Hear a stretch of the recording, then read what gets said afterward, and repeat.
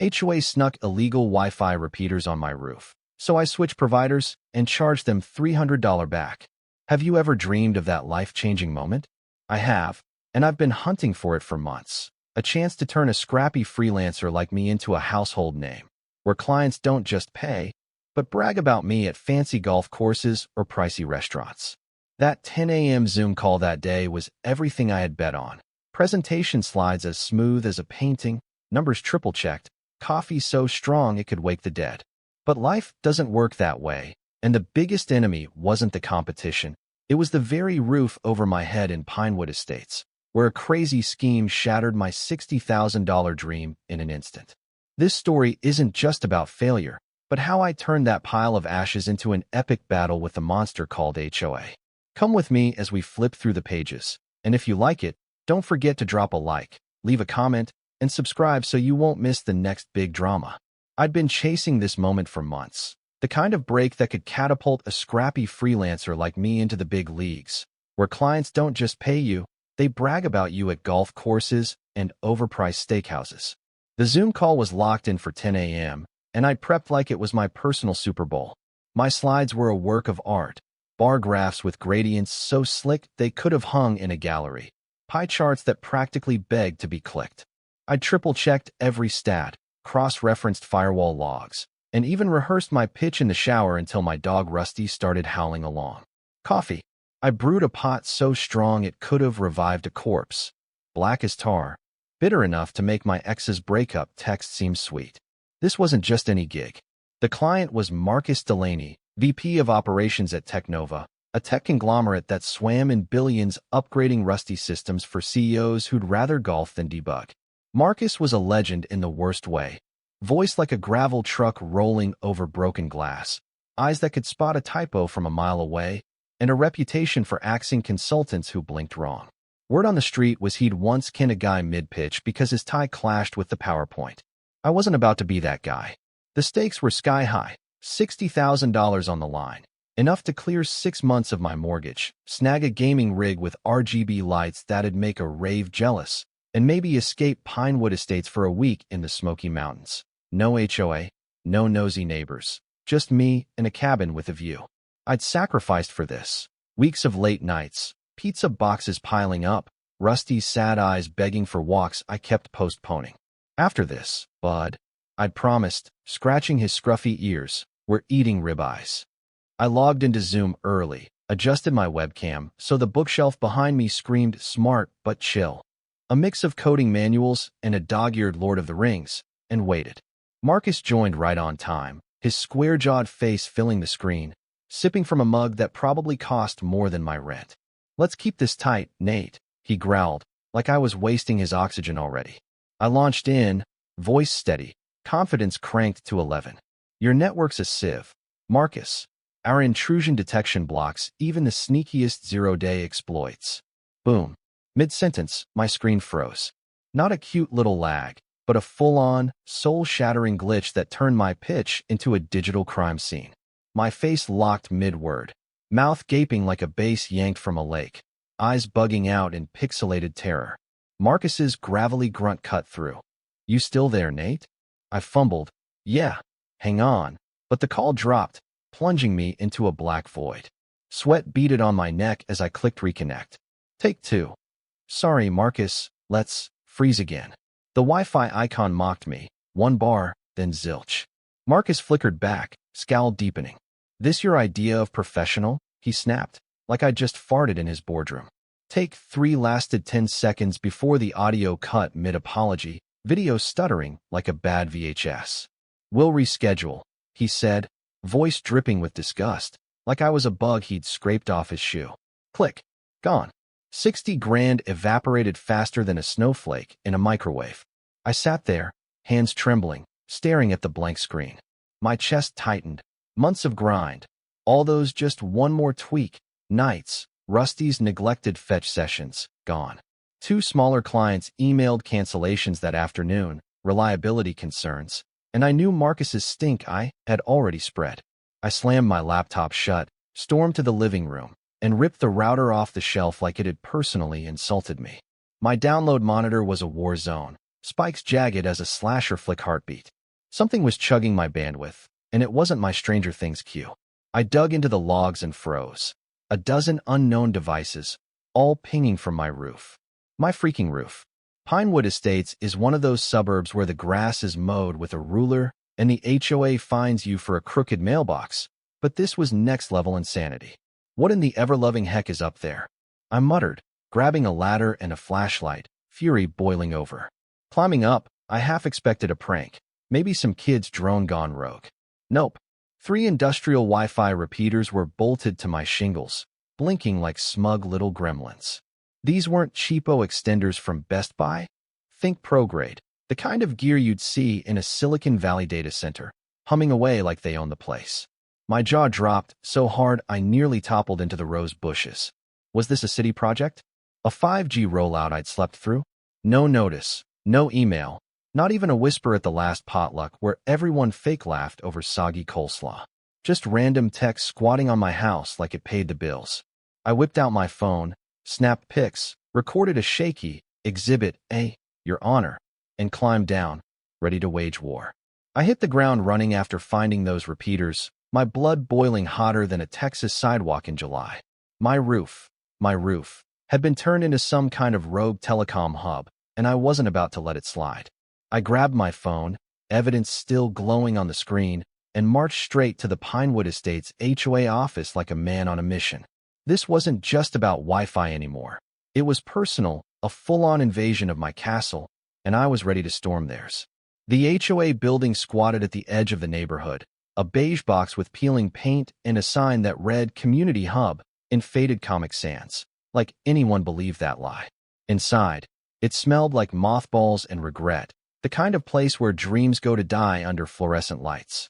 A corkboard sagged on the wall, plastered with outdated flyers, lost pets, a bake sale from 2019, and some cryptic "no parking on Tuesdays" note that nobody followed.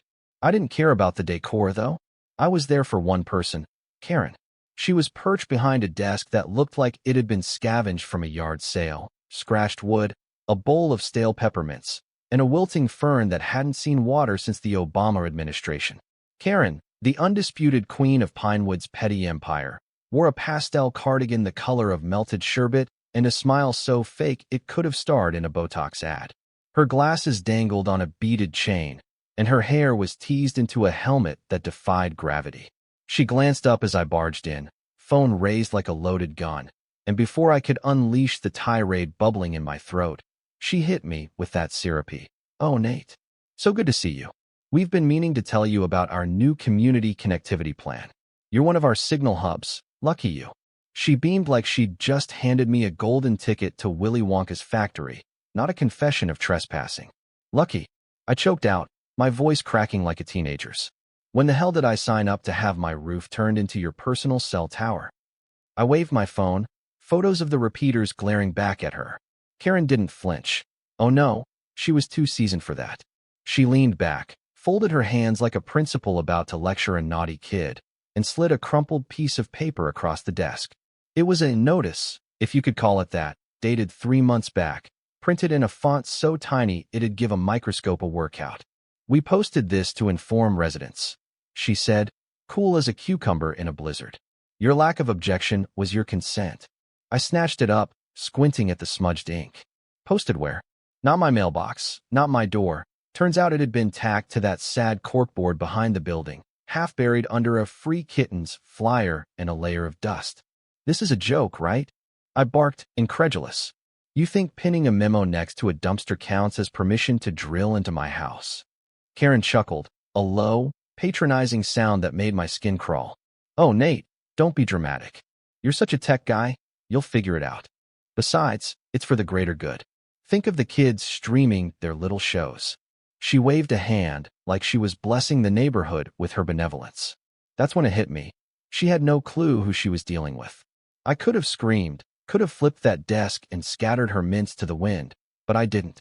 I took a deep breath, locked eyes with her, and said, "Karen, you just made the biggest mistake of your HOA career."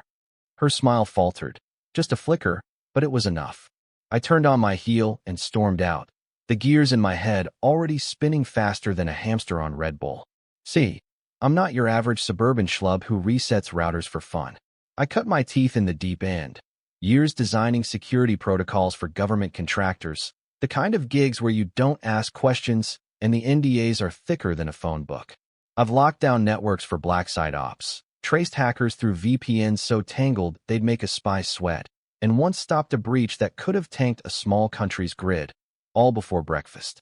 These days, I consult for companies that'd pay six figures for a single encryption tweak, folks who don't blink at my hourly rate because they know I'm worth it. I live for the chase. Digital puzzles are my crack, breaches my playground, hackers my prey. And Karen? She thought she could waltz in, hijack my bandwidth like it was a free sample at Costco, and I'd just shrug? Oh, honey, no. This wasn't a glitch I'd patch and forget. This was war, and I was about to bring the whole arsenal. I didn't yell back there because I didn't need to. Words are cheap. Actions where the magic happens. As I walked home, the sun dipping low over Pinewood's manicured lawns, I was already plotting. This wasn't just about getting even. It was about turning her smug little community plan into a cautionary tale they'd whisper about at every potluck for years. Karen had no idea she'd just poked a sleeping dragon, and I was ready to breathe fire. Step 1. Figure out how deep this rabbit hole went. Step 2. Make her regret ever hearing my name. I cracked a grin, muttering to myself, "Game on, Karen. Game freaking on." I didn't waste a second after leaving Karen's mothball-scented lair. My brain was buzzing like a server room on overdrive, and my fingers were itching to dig into the digital dirt. First things first, I needed to know exactly how bad this HOA heist had gotten. I hauled my laptop to the kitchen table, my war room, shoved aside a stack of unopened bills and a half-dead cactus I kept forgetting to water, and fired up my network tools. This wasn't some casual speed test. I pulled out the big guns. Wireshark, custom scripts I'd written in my government days, the works. The data hit me like a freight train. 15 households were leeching off my signal, and it wasn't just casual browsing. We're talking 4K Netflix marathons, Call of Duty deathmatch that'd make a pro streamer jealous, and, get this, some clown mining Bitcoin like it's 2017 and he's still dreaming of a Lumbo. My house wasn't just their Wi-Fi hotspot. It was their unpaid backbone, their digital sugar daddy. I leaned back, staring at the screen, and let out a laugh that scared Rusty awake from his nap on the couch. These freeloaders had no idea who they'd just robbed. But it got worse, way worse. I traced the repeater's power draw, cross-checking my smart meter logs, and there it was. They'd spliced the damn things into my electrical line. Not a sneaky extension cord. Mind you, a full-on, pro-grade hack job, tapping my juice like vampires at an all-you-can-drink buffet. My latest bill had spiked $300, and I'd been too busy chasing Marcus's deal to notice. $300 to power their TikTok dances and late-night Fortnite binges? Oh, hell no. I stood up, paced the kitchen, and laughed again. This time a wild, unhinged cackle that echoed off the linoleum. Outside, the cul-de-sac looked like a postcard. Kids on scooters, sprinklers hissing, Mrs. Jenkins watering her prize petunias. But inside, I was plotting a reckoning. They thought I'd unplug the cables, grumble to myself, maybe write a stern email they'd ignore. Wrong. I wasn't stopping them. I was turning their greed into my personal gold mine. I dubbed it Operation Bandwidth Bonanza, because if you're going to go to war, you might as well give it a name that slaps. Step 1 was surveillance, but step 2? That's where the fun began. I wasn't about to let these leeches off with a slap on the wrist. I was going to make them pay, literally, for every bite they stole. I cracked my knuckles, chugged the last of my tar black coffee, and got to work building the trap. Picture this, a fake login page, slicker than a used car salesman's pitch, branded Peak Pulse Network. I mocked up a logo in Photoshop, blue swooshes, a little antenna icon, the kind of thing you'd see on a legit ISP ad. It had all the bells and whistles, terms of service nobody reads, a progress bar that never quite finishes, and buried deep in the fine print, my golden ticket. By clicking accept, users agree to a usage fee of 25 cents per megabyte after a 50 megabytes daily cap. 50 megs barely gets you through a YouTube trailer. These data hogs would rack up bills faster than a toddler with a credit card. I coded it in a frenzy, hunched over my laptop as the sun dipped below the pines. The first version crashed, classic rookie overflow error, but I debugged it, added a fake, verifying connection, spinner for extra polish, and tied it to the repeater's traffic. Anyone connecting through my roof would hit this page, and once they clicked accept, I'd have them. Names, IPs, every kilobyte tracked like a hawk on a mouse. It took 3 hours, 2 energy drinks, and a pep talk from Rusty. He mostly drooled on my knee, but by midnight, it was live. I leaned back, grinning like a supervillain in a B-movie. Let's see how they like this, I muttered, hitting deploy. The traps sprang faster than I dreamed. Within 24 hours, 10 households clicked through. Bam! Hooked like fish on a line.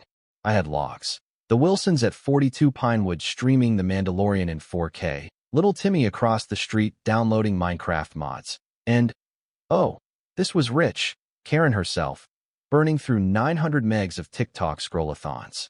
I set up a shell company, Pulse Grid Solutions, with a burner Gmail that sounded just official enough to dodge suspicion, and fired off the first wave of invoices. $50 here, $80 there, small enough to sting, big enough to make them sweat. For kicks, I sent Phil, the HOA treasurer, a crisp $192.50 bill for administrative usage. He Venmo'd it back in 10 minutes. No questions asked, probably too scared to admit he didn't know what it was. Then came the jackpot. Karen's invoice, $237, emailed straight to her precious HOA address. I pictured her opening it, that smug grin melting into a scowl, and I couldn't resist. I rigged a spare repeater with audio surveillance, just to hear the fallout. Sure enough, she stormed the HOA office the next day, voice shrill enough to crack glass. "Who signed us up for this scam provider?" she screeched. I caught every word through my jerry-rigged feed, grainy but pure gold. Phil stammered something about vendor trials, and I nearly choked on my popcorn, sprawled on the couch with Rusty snoring beside me. The chaos was just beginning, and I was the puppet master pulling every string. Karen had no idea her community plan was about to become her worst nightmare, and I was only warming up. Karen's meltdown over my fake invoices was just the appetizer.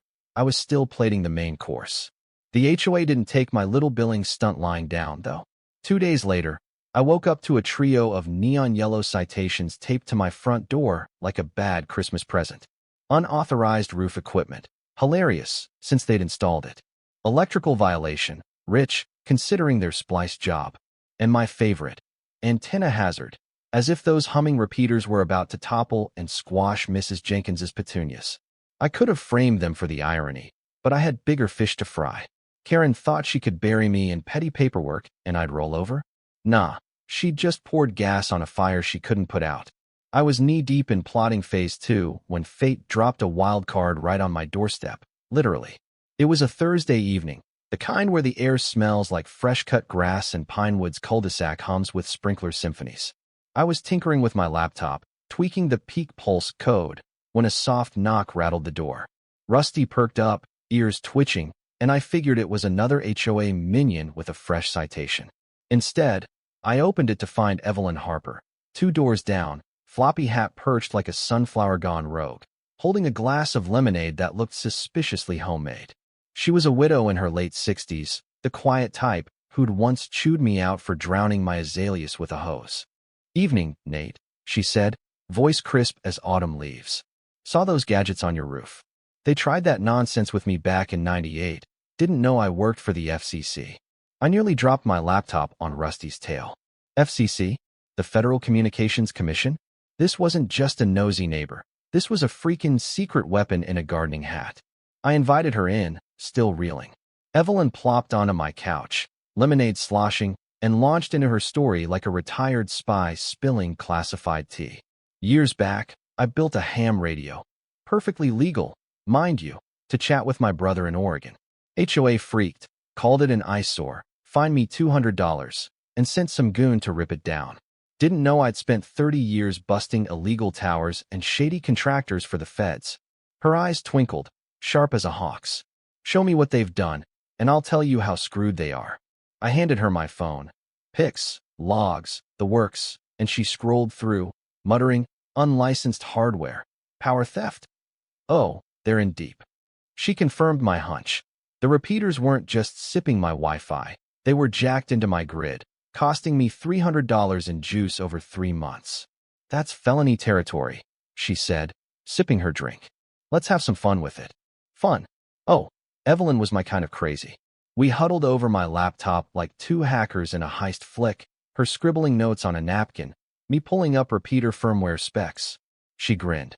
Ever mess with their signal? I hadn't. Yet, but her idea sparked a wildfire. I wrote a script that night. A beautiful, petty little beast that injected a 6-minute reset loop into the repeater's firmware. Every 6 minutes, the signal would drop, reboot, and log the event, crashing their connections like a digital sledgehammer. For extra spice, I embedded an audio file, a robotic voice droning, service interrupted. Please contact your provider, because nothing says chaos like a creepy bot taunting you mid-game. I tested it on my own network first. Rusty barked at the voice, and by dawn, it was live on their system. Evelyn toasted me with her lemonade glass. To justice, she said, and I clinked my energy drink can against it. The neighborhood imploded by noon. Kids screamed over Fortnite lag. Little Timmy across the street threw his controller so hard it dented the drywall, or so his mom's forum post claimed. Parents cursed buffering Netflix. Mr. Wilson at 42 Pinewood missed the Mandalorian finale twist and rage quit to the garage. Smart fridges beeped, lights flickered, thermostats went haywire, pure suburban pandemonium. Karen fired off a community email, subject line screaming, "Cyber attack alert," blaming unnamed hackers, and vowing to protect our connectivity. I couldn't resist. I hopped on the Pinewood forum with a burner account, concerned Dad 69, and stoked the flames. Heard it's Bigfoot with a signal jammer. Check the woods. Within hours, the thread exploded. Mrs. Jenkins swore she saw a UFO. Tom from down the block blamed government 5G tests. And some conspiracy nut insisted it was divine wrath for Karen's tulip obsession. Evelyn cackled beside me, reading it aloud. They're losing their minds out there. I sat back, sipping coffee, watching the chaos unfold like a reality show I'd scripted. My phone pinged with repeater logs, hundreds of disconnects, each one a tiny victory. Karen had no clue her signal hubs were now my puppets, and Evelyn? She was already sketching phase 3 on that napkin, muttering about FCC fines and jail time. This wasn't just revenge anymore. It was a full-on uprising, and we were just getting started. The reset loop prank was a hit. Pinewood was a circus of buffering screens and screaming kids, but Karen wasn't going down without swinging. She doubled down with more citations, slapping my door with neon yellow nonsense like roof tampering for her own repeaters and aesthetic breach. My Ethernet cable dared peek out an inch. I laughed so hard Rusty thought I'd lost it, but I wasn't sweating her paper tantrums. Evelyn and I had already traced the repeater's power splice to my breaker box, a sloppy, felony-grade hack job hidden behind fresh paint, and filed an FCC complaint that'd make a lawyer drool. Bureaucracy moves like molasses, though, and I wasn't about to wait for Uncle Sam to spank the HOA. I wanted chaos now, and Karen handed me the perfect stage, an emergency HOA meeting to resolve the connectivity crisis. Locked doors, members only, classic Karen move. Too bad she forgot who owned the repeater's signal. I turned one of those rooftop gremlins into my personal Trojan horse, rigging it to stream audio straight to my laptop. The meeting was set for 7 p.m. in the community center, a drab box with flickering lights and a podium Karen treated like a throne. I parked on my couch, popcorn bowl in lap, Rusty snoring beside me, and tapped into the feed. It was better than any Netflix drama. Karen's voice crackled through first, shrill as a smoke alarm. This is digital sabotage. Someone's targeting our community. Phil, the sweaty treasurer, whimpered about rising costs and those invoices, my $192.50 masterpiece still haunting him.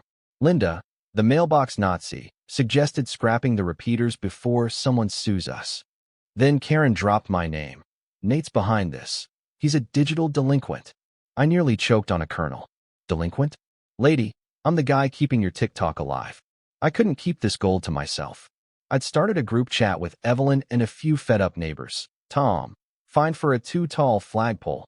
Maria, cited for garish curtains, and streamed it live to them. They're imploding, I typed, grinning as Evelyn replied, leak it wider. So I did. I bounced the feed to a private Pinewood Facebook group, HOA Nightmares, with 50 members who'd been itching for dirt. The reaction was instant. She said, "What about Nate? Phil paid what?" The chat blew up, screenshots flying, emojis raining, until someone posted, "This needs to go public now." I hesitated for half a second. Legal gray area, sure, but Karen's delinquent jab lit the fuse. I hit record, uploaded the full audio to the group, and watched it spread like wildfire. Within an hour, 50 turned to 100, then 200. Residents I'd never met tuning in, spilling their own HOA horror stories.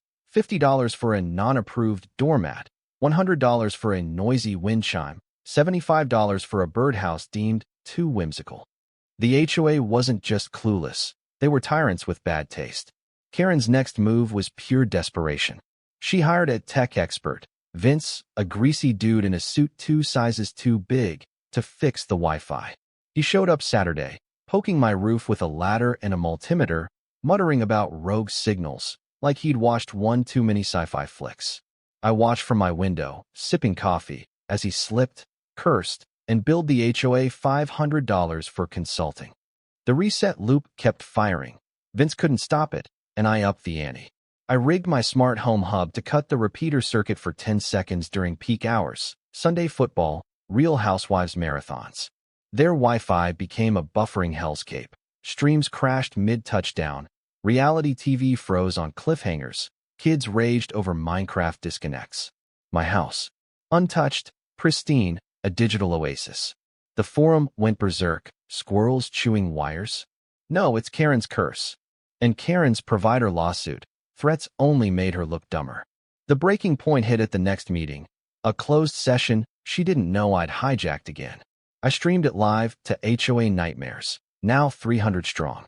Karen screeched about cyber terrorism. Phil panicked over a $10,000 budget hole, my invoices included, and Linda suggested moving to carrier pigeons. Then she name-dropped me again. Nate's sabotaging us. He's a menace. That's when Tom, live in the chat, yelled, "She's the menace." Evelyn, sipping lemonade beside me, stood up, virtually, and dropped the hammer. Motion to remove Karen as president for gross incompetence. I broadcast her voice through the feed. The group erupted, seconded. Vote now. We turned it into a poll. 42-3, Karen was toast. She froze, mid-rant, as the chat cheered. By Karen. Evelyn took interim control, promising open books and no more secret tech. Karen's last gasp was a lawsuit, filed a week later, claiming I'd committed cyber piracy from my couch. My lawyer buddy Jake laughed, shredded it with a 40-page rebuttal, power theft, property violations, retaliation, and countersued for harassment. Karen's attorney blinked, and she dropped it, citing stress. She packed up a month later, moving truck at dawn, pastel furniture and tulip bulbs vanishing without a goodbye. New neighbors moved in. IT profs who saw my ham tower, built to block her old garden view, and brought a mouse-shaped cake. "You're a legend," they said. I grinned. Karen was gone, Pinewood was free, and I'd turned her empire to dust. Karen's fall was the talk of Pinewood. Her reign of pastel terror reduced to whispers over picket fences, but I wasn't done yet. Those repeaters still sat on my roof, blinking like smug little squatters, and I wasn't about to let them stay. The next Saturday, I turned it into a spectacle. I hauled my ladder out at noon, strapped on a GoPro, because if you're going to take down the enemy, you film it, and climbed up with a toolbox clanking like a cowboy's spurs. The sun beat down, sweat stung my eyes, and half the neighborhood peeked through blinds as I unscrewed those metal gremlins one by one. Each bolt popped with a satisfying clink, each cable yanked free with a dramatic tug. I held the last repeater aloft like a hunter with a trophy buck, then dropped it into a trash bin with a thunk that echoed across the cul-de-sac. "Good riddance," I said to the camera, grinning like a kid who'd just won the science fair. I uploaded the clip to HOA Nightmares, title, Repeater Reaper, and it hit 500 views by dinner. Comments rolled in. Savage. Not all heroes wear capes. Someone even memed it, my face photoshopped onto Thor, hammer swapped for a screwdriver. Pinewood cheered, and I soaked it in. But I wasn't just tearing down, I was building something better. The HOA was a husk now, Evelyn steering it with a steady hand, but the Wi-Fi mess needed a fix. I drafted a pitch that night, fueled by leftover pizza and a victory beer. A legit internet service, $20 a month, opt-in only, no HOA strings attached. I'd handle the infrastructure. High-speed, secure, no repeaters on anyone's roof unless they begged me.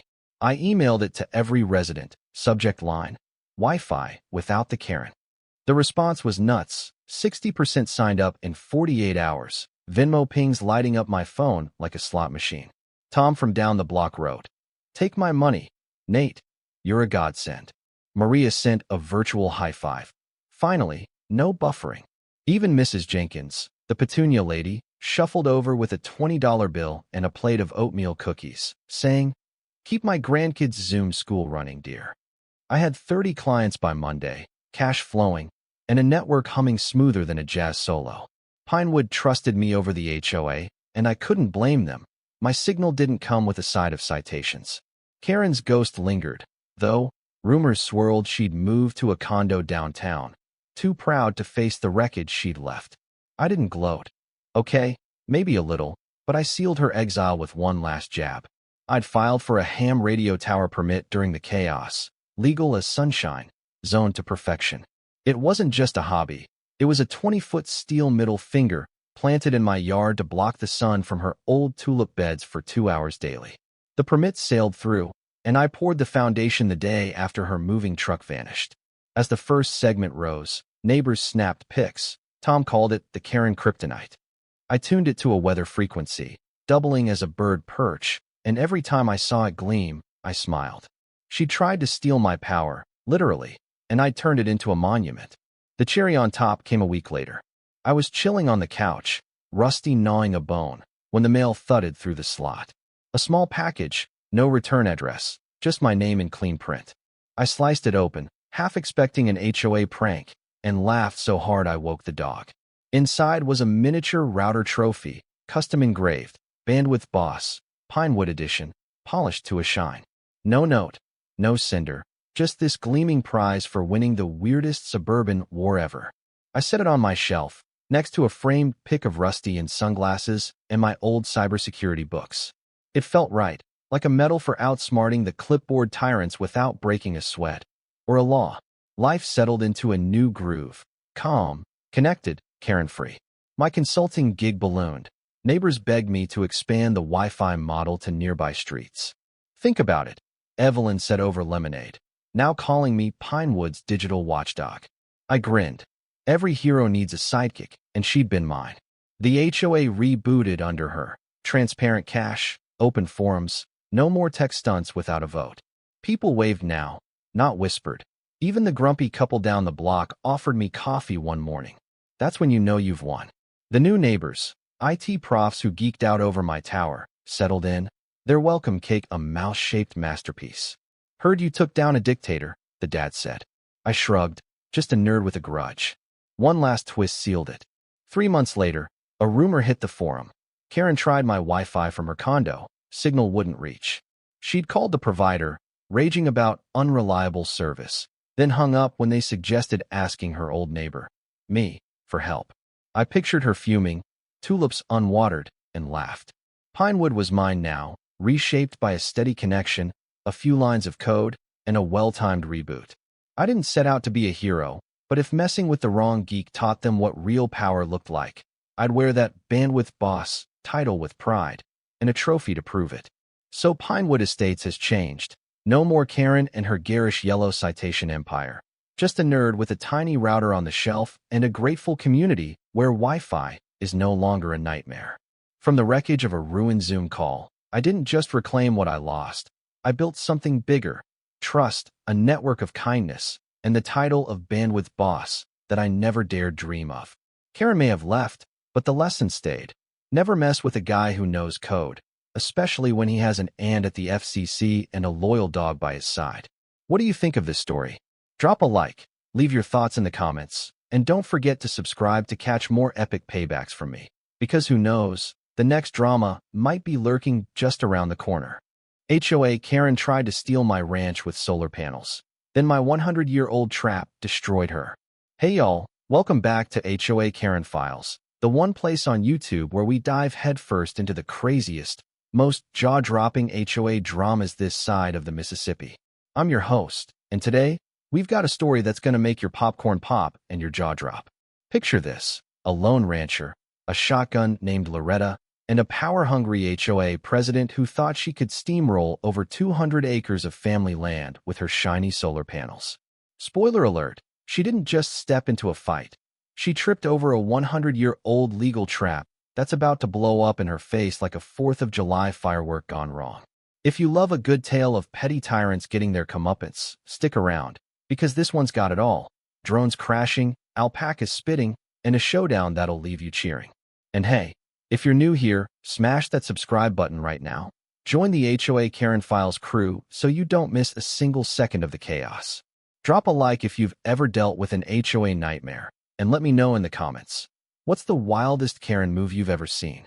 Alright, enough chit-chat. Grab your coffee, buckle up, and let's ride into this Wild West showdown on Callahan Ranch. It all kicked off on a windy Tuesday morning at Callahan Ranch, my little slice of heaven out here in the sticks.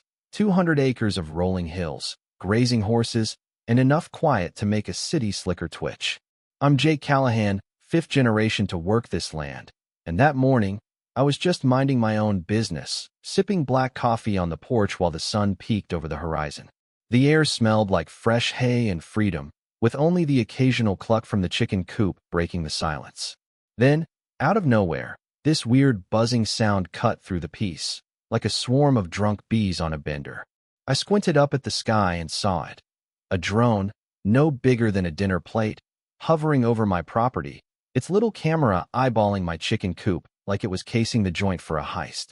I set my mug down on the porch railing, scratched my beard, and muttered, "Well, ain't that cute?" I figured it was some kid from the new Pinewood Estate subdivision next door, messing around with a Christmas gift. But when that buzzing pest dipped lower, zooming in on my prize pig Lucy while she wallowed in the mud, I'd had enough. I reached inside the screen door, grabbed Loretta, my trusty 12-gauge shotgun, and stepped back out. "Last warning, buddy," I said to no one in particular, lining up the shot. One loud boom later, that drone turned into a fireball, spiraling down like a drunk pigeon and smashing into a hay bale by the barn. Sparks flew, smoke puffed up, and I shrugged. Guess that's that. I figured that'd be the end of it. Maybe a ticked-off teenager would show up later, whining about his toy. But nope, I just poked a hornet's nest I didn't even know was there. Not 20 minutes later, I heard tires crunching gravel out front. A white SUV rolled up, all shiny and smug, like it belonged in a car commercial instead of my dirt driveway. Out stepped a woman who looked like she'd walked straight out of a suburban nightmare. Bleach blonde hair teased to high heaven, oversized sunglasses perched on her nose, and a phone clutched in her manicured claws like it was her lifeline to the universe.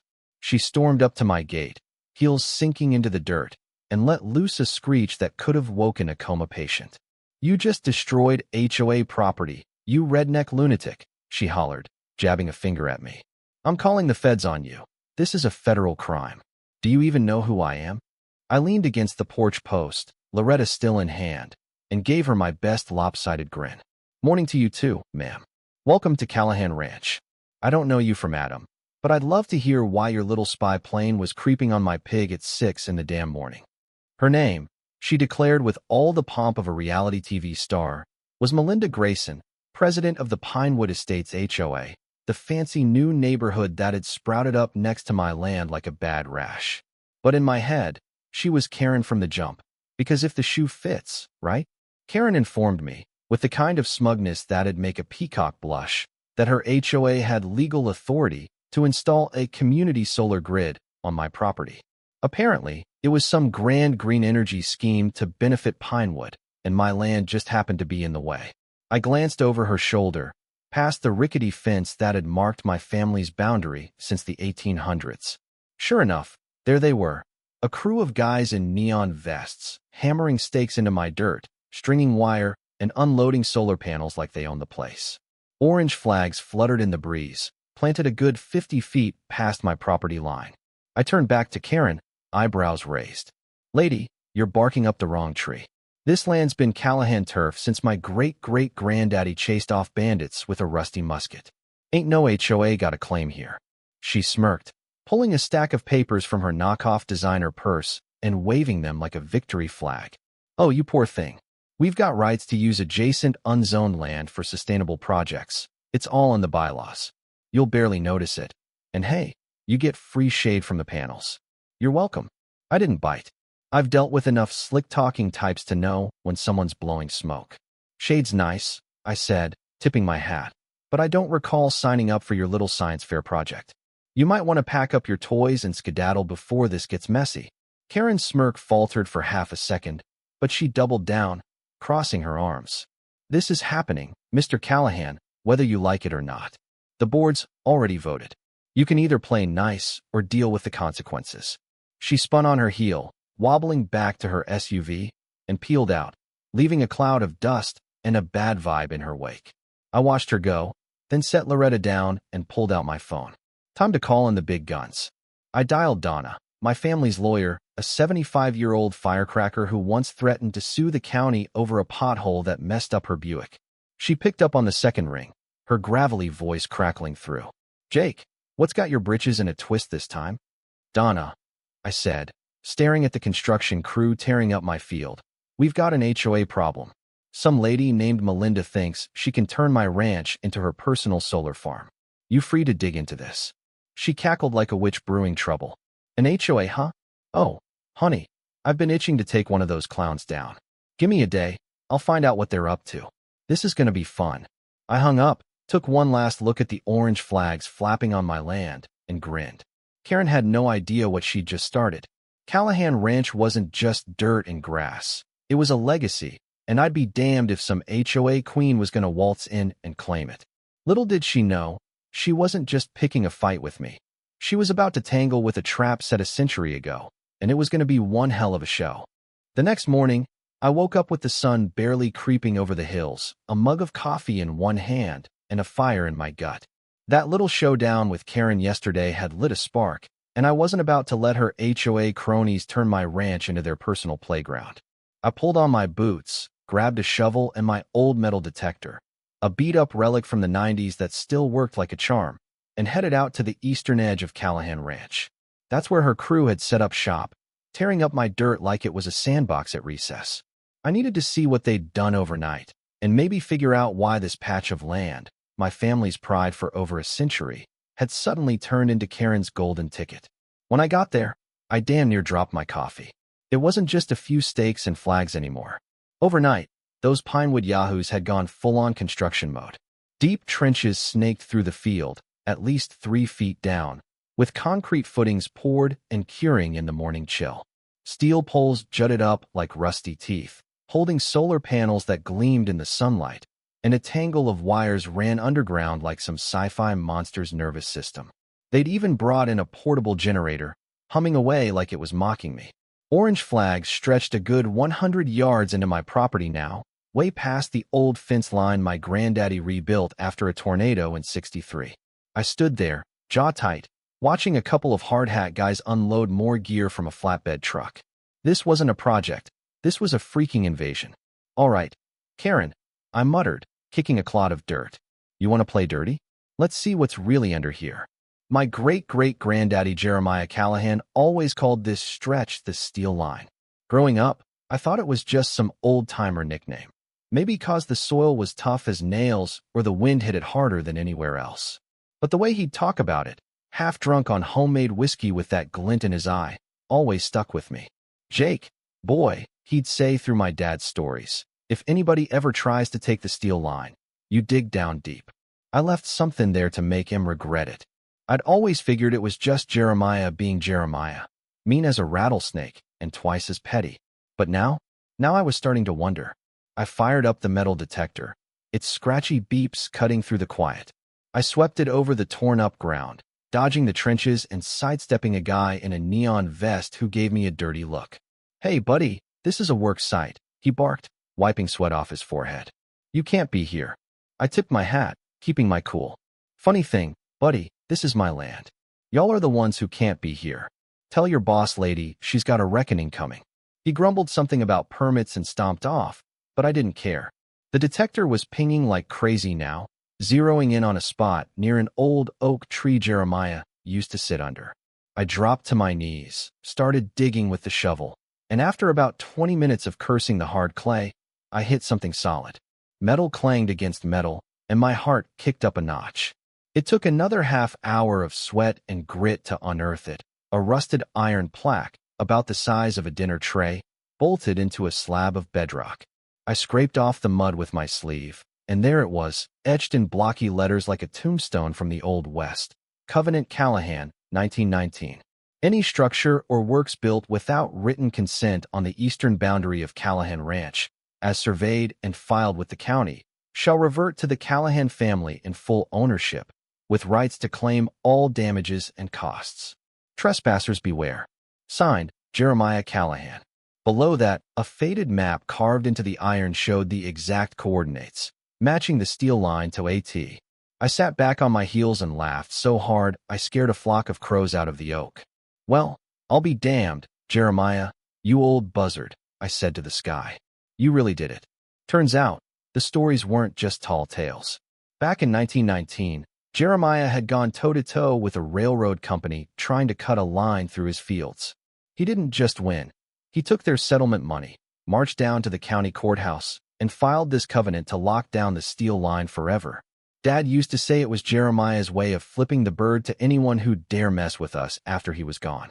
And now, 100 years later, Karen had waltzed right into his trap like a deer in hunting season. But I wasn't done digging, not yet. I hauled the plaque back to the house, set it on the kitchen table, and started rifling through the old trunk in the attic where we kept family junk. After tossing aside moth-eaten quilts and a couple of rusty spurs, I found it.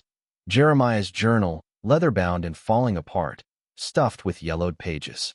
I flipped it open, and there, in his spidery handwriting, was the whole story. Them railroad bastards thought they could buy me out with a few bucks and a handshake, he wrote.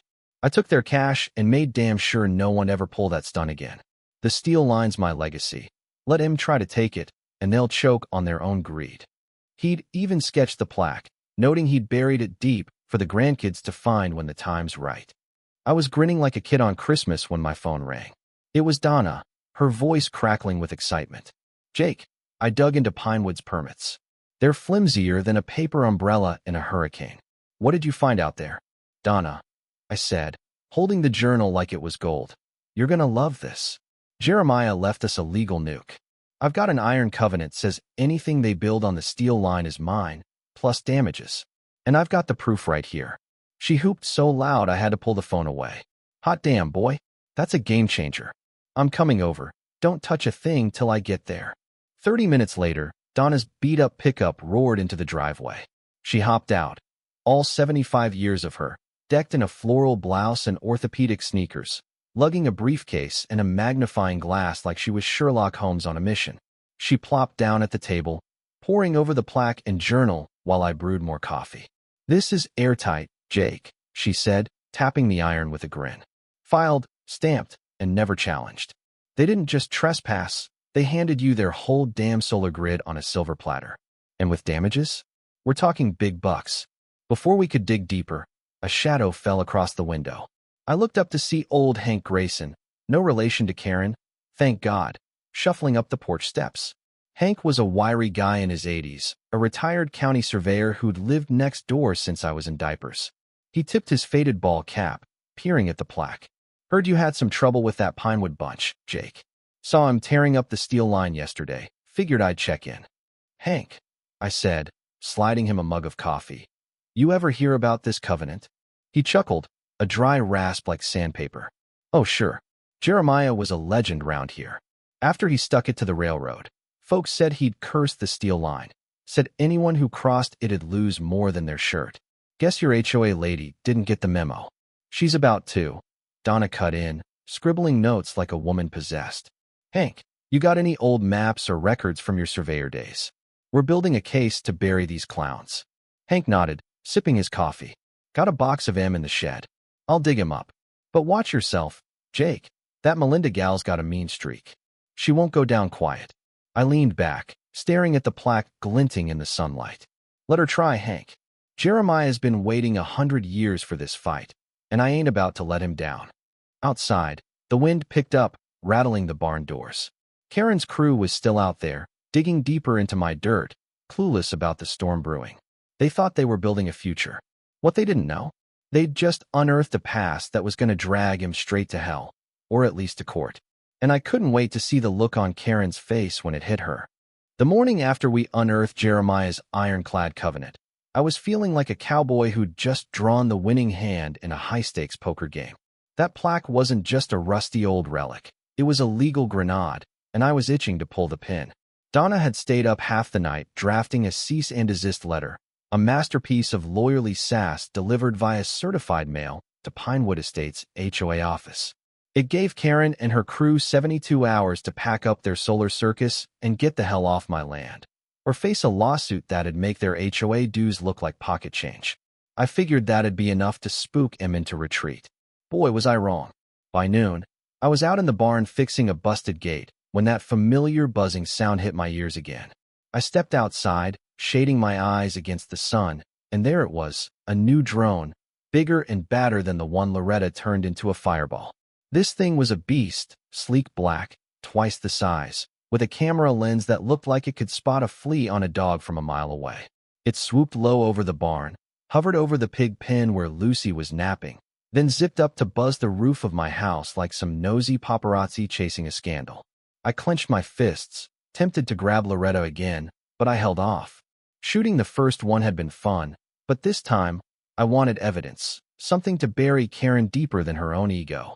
I hollered for my cousin Dale, who was tinkering with his beat-up Chevy in the driveway. Dale's a big guy, 6'4", long hair tied back in a ponytail, and a permanent Red Bull buzz that keeps him wired 24/7. He's also the family artist, the kind of guy who'd paint a mural on your barn just for kicks. Dale, I yelled, waving him over. Grab your toolbox. We've got a new Karen toy to play with. He jogged up, cracking open a fresh can of energy drink. What's she up to now? That drone looks like it cost more than my truck. Damn right it does, I said, watching it dip low over the horse corral. She's not backing down. She's doubling down. I need you to help me set up some cameras. We're catching this sucker red-handed. Dale grinned like a kid about to pull a prank. Oh, I'm in. Let's make her regret ever buying that thing. We spent the next hour rigging the ranch like a low-budget spy movie. I had a couple of old security cams from when coyotes kept sniffing around the chickens, and Dale brought over a GoPro he'd won in some sketchy online contest. We mounted one cam on the barn roof, another by the oak tree near the steel line, and a third on the porch facing the field. Then came the fun part. Dale strapped the GoPro to Leroy, my ornery alpaca who spends his days wandering the property and spitting at anything that moves. If that drone gets close, Leroy's going to give it a face full of justice, Dale said, laughing as he adjusted the harness. Sure enough, Karen's drone kept at it all afternoon, buzzing low, weaving between the barns, even hovering over my truck like it was trying to read the license plate. The cameras caught every second, and Leroy? That fuzzy menace delivered gold. At one point, the drone swooped down to about 10 feet off the ground, right where Leroy was chewing some weeds near the fence. He looked up, snorted, and unleashed a green spitball that splattered the lens. The drone wobbled, spun out for a second, and climbed back up, leaving Dale and me doubled over laughing in the hayloft. That's my boy, I shouted, slapping Dale on the back. But Karen wasn't just playing drone games. By late afternoon, a convoy of trucks rolled in, 3 flatbeds loaded with more solar panels, a backhoe, and a crew of at least a dozen guys in hard hats. They didn't even glance my way, just started digging deeper trenches and pouring more concrete, turning the steel line into a full-on industrial zone. I grabbed my phone, started filming, and marched over to the biggest guy I could find, a burly foreman with a clipboard and a scowl. Hey, pal, I said, keeping my voice steady. You know you're on my land, right? I sent your boss a letter this morning. Y'all need to clear out. He barely looked up from his clipboard. We've got orders from Ms. Grayson. This is HOA approved. Take it up with her. Then he waved me off like I was a fly at a barbecue. I smirked, still recording. Oh, I will. But you might want to tell her she's building on quicksand. This ain't gonna end how she thinks. He ignored me, so I headed back to the house and called Donna. They're digging in like ticks on a hound, I told her. What's our next move? Perfect, she said, her voice dripping with glee. Let him dig. Every shovel's another $1 in your pocket when we sue. I'm sending the footage to a buddy at the FAA too. That drone's breaking every rule in the book. Sit tight, Jake. This is about to get real spicy. That night, I decided to do some recon of my own. I logged into a burner Facebook account.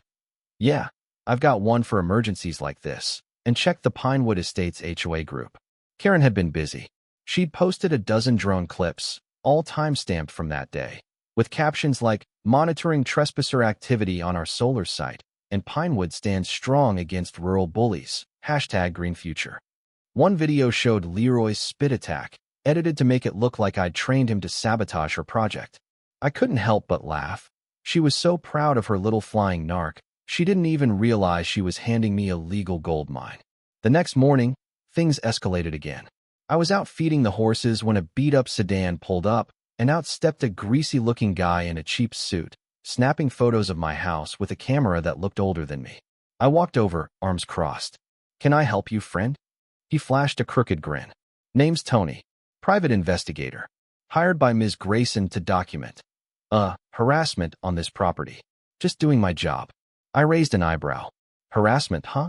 Like her drone stalking my livestock?" "Tell you what, Tony, smile for my camera too." I pulled out my phone, started recording him right back. He stammered, backed off, and peeled out faster than a jackrabbit on a date. Karen was pulling out all the stops now: drones, PIs, and a construction crew that wouldn't quit.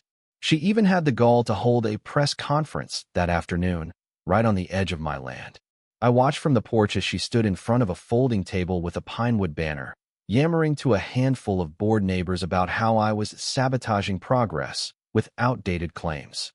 She waved a copy of my cease and desist letter like it was a prop in her one-woman show, claiming it was proof of intimidation.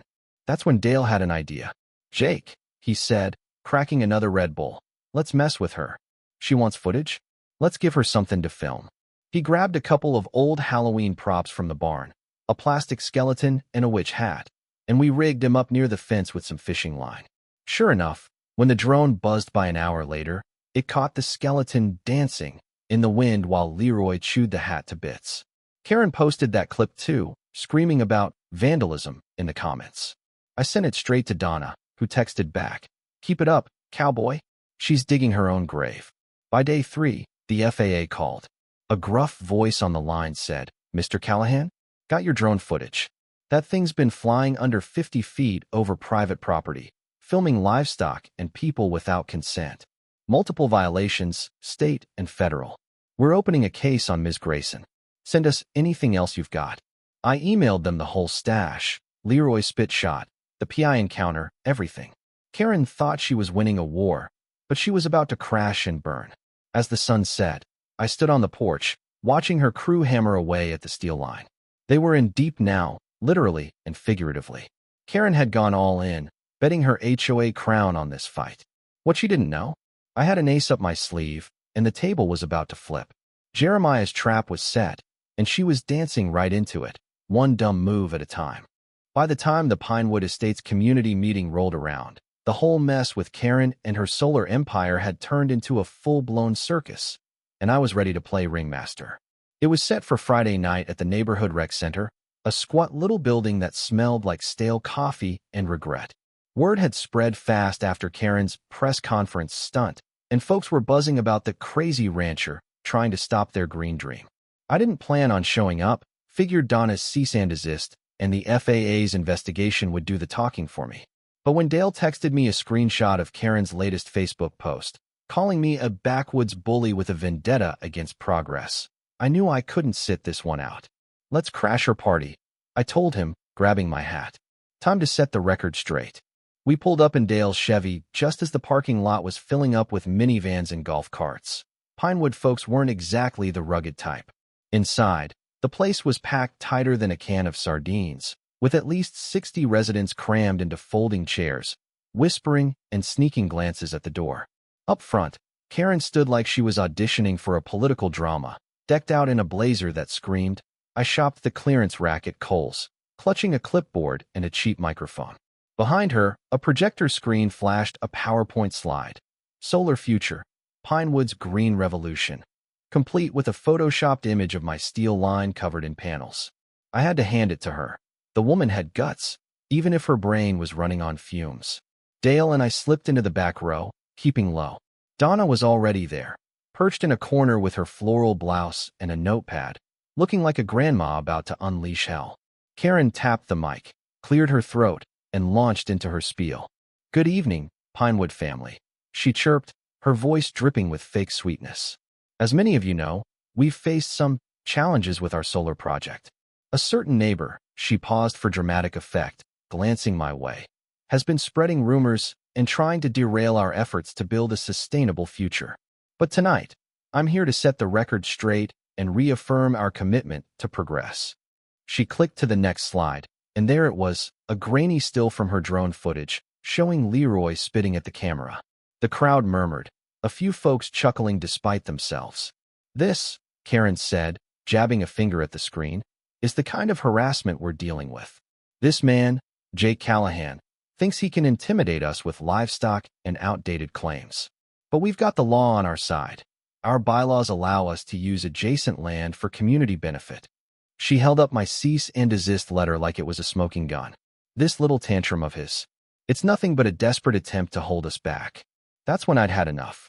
I stood up slow, brushing off my jeans, and the room went quiet as a graveyard.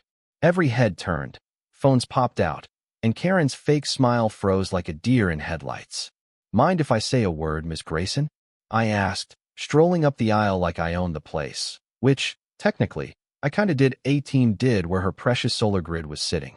Dale trailed behind, grinning like a jack-o'-lantern, still holding that skeleton prop from our prank. Karen blinked, caught off guard, then sputtered. "This is a private meeting. You can't just—" "Funny thing." I cut in, voice calm but loud enough to carry. "This ain't private land you're building on. It's mine. Been Callahan property for 5 generations, since my great-great-granddaddy Jeremiah staked it out in 1919. And here's the kicker. He left a covenant says anything you build on my steel line without my say-so belongs to me. So, thanks for the free solar panels, I guess." The crowd erupted, gasps, whispers, a few "no way" s from the back. I pulled the folded county filing from my jacket pocket and held it up. Filed, stamped, and legal as hell. "Your crew's been digging up my dirt, pouring concrete, and setting up shop like it's yours. But according to this, it's all mine now. Panels, trenches, the works. Oh, and I'm coming for damages too. 'Cause you've made a real mess of my field." Karen's face turned the color of a ripe tomato. That's preposterous," she stammered. "Some ancient paper doesn't mean anything. We've got permits." I smirked, leaning on the table next to her. "Permits don't mean squat when you're trespassing. You didn't even check the title, did you? Just assumed a hick like me wouldn't notice." "Well, surprise, I did. And the FAA's real interested in that fancy drone of yours too. Been flying low, filming my niece on my porch, breaking every rule they've got. They're investigating you as we speak." A woman in a tracksuit with a proud Pinewood mom pin stood up, hands on hips. "Karen, is this true? You said this was all above board." Another guy, balding and sweaty, chimed in. "Yeah, you told us at the last meeting there'd be no issues. What's this about his land?" Karen floundered, her clipboard shaking. It's under review. These are just scare tactics from a rogue landowner who hates progress." She tried to pivot, clicking to a slide of smiling kids with a solar panel backdrop. "Think of the children, people. This is for them." I crossed my arms, letting her squirm. "Funny how you care about kids now, after your drone zoomed in on my 16-year-old niece sunbathing. Want to explain that to the FA, or these fine folks?" The room exploded again. A gray-haired lady near the front shouted, "You filmed a kid? What kind of creep are you?" A guy in a polo yelled, "I paid extra dues for this project. Where's my money going?" Even one of the HOA board members, a nervous-looking dude named Dennis who always seemed 2 seconds from a panic attack, stood up, clearing his throat. Melinda, maybe we should have double-checked the boundaries." Karen snapped, "Sit down, Dennis. I've got this under control." But she didn't. The crowd was turning, and phones were recording every second. Dale, still in the back, gave me a thumbs up, mouthing, "This is gold." I laid the covenant on the table for all to see. "Here's the deal, Pinewood. Your president didn't just screw up. She gifted me $1 million worth of infrastructure. And I'm not stopping at ownership. I'm suing for every dime you've cost me, from legal fees to the hayfield you tore up. So, Karen, you want to talk progress?" How's losing your whole project sound? A hush fell, thick and heavy, like the moment before a storm breaks. Then a teenage girl, probably one of those children Karen kept yammering about, stood up, holding her phone. I'm live streaming this on TikTok right now. This is insane. My mom's gonna flip when she sees what you did to that guy's ranch. Karen lunged for the mic, but I stepped in front, grinning. Go ahead, kid. Post it everywhere. Let's see how Pinewood likes being famous for all the wrong reasons. That did it. The meeting dissolved into chaos. People yelling, Karen screeching about slander, and half the board bolting for the exits like rats off a sinking ship. Donna caught my eye from her corner, scribbling notes and whispering, "We've got him, Jake." They're toast. I nodded, watching Karen flail as her perfect little world crumbled. She'd wanted a stage. Well, she got one, and I'd just stolen the spotlight. By midnight, the clips were everywhere. The TikTok went viral, 3 million views in hours, with hashtags like hashtag HOA Karen and hashtag SolarScam trending. The Pinewood Facebook group imploded, with residents posting screenshots of Karen's drone videos and demanding refunds. My favorite comment: "Can't believe we let this chick run the Easter egg hunt. She can't even read a property line."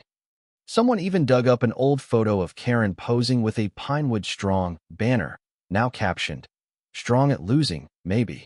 The next morning, my phone was blowing up with messages from strangers, some apologizing, some cheering me on, one guy even offering to send me a pie as a thank you.